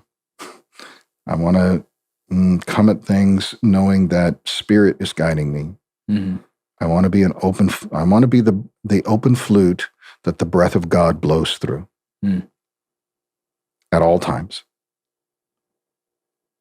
so that I can keep my triple fire Aries in check. Because I got that guy. Yeah, he lives inside of me. Yeah. And I have to like pull the reins on that horse all the time. Keep him back, keep him back, keep him back. What, I've said I was going to finish a million times. I'll finish with this, actually. I'll finish with this one. One of the great things I learned once was watching a interview with Michael Beckwith. People in LA, if everybody in LA knows who Michael Beckwith is. Beckwith. And he was whoever was interviewing him was talking about, asking questions about the birth of agape. And he said for, I don't know how long, I think it was for years, they basically had a prayer group and a study group. And they would pray. And what they were praying for was asking what wants to arise. Because they didn't know what they were doing. There was no vision of a church. Yeah. There was just a prayer group. And they just kept asking, well, what wants to arise? What wants to arise? What wants to arise? And eventually what wanted to arise, let's try a church. Let's see. And then bam, takes off. Mm. So I'm constantly asking myself, ideally, what wants to arise in this moment? Mm. And I'm checking it. Yeah. Because I can have evil thoughts too. I can have bad thoughts and I have good thoughts. Yeah, of course. So I'm checking those damn things. Mm. And if they're good thoughts, I follow that. Yeah. If they're bad thoughts, I think that part of myself and I put that to bed. Mm. So let's do good things in the world. Mm. We can do that. Yeah. That's what I want for each other. It's what I want for my son. It's what I want for my grandson. It's what I want for your family. It's what I want for all of us. Let's do good things. And we can do those good things. Yeah. And be mindful of what we're choosing that is good, that's truly in each other's best interest, and not swinging that pendulum too far. Yeah. Agreed. And always being mindful of honoring each other. 100%. And even seeing the in God the in pain. each other. That namaste thing. The God in me sees the God in you. Yeah. I love you, bro. Thank you so much. I love you. Yeah. Thank you for coming 100%. down from the mountain to spend time with me. I know. To eternalize a conversation. Coming all the way down here. Yeah. But I appreciate that very much. Yeah. I love you, man. Thank you. Love you too. Yeah. Thank you. Yeah. Okay. Where can they find you? Well, right now you can find me basically on Instagram and Facebook. My website's being rebuilt right now. So if you look for Vince Matoska on Instagram or Vince Chafin on Facebook, you can find me there, what's going on, what I'm up to, what's happening. And soon, hopefully in the next few weeks, a revised website will be out there. So I'll have a lot more comprehensive where I'm at, what I'm doing, where I'm going, what I'm up to. And you're a busy guy. I am. Blessedly, I'm a very busy dude, and I'm really grateful for that because I could be a really bored guy, and I don't want to be that guy. Yeah. I don't want to be that guy. Yeah, I'm very lucky. So thank you. Yeah, bro. Until next time, everyone, this has been the Magnanimous Collective. We'll see you guys soon. Cheers. Good Lord. I don't know what you're going to do with that. 4 hours.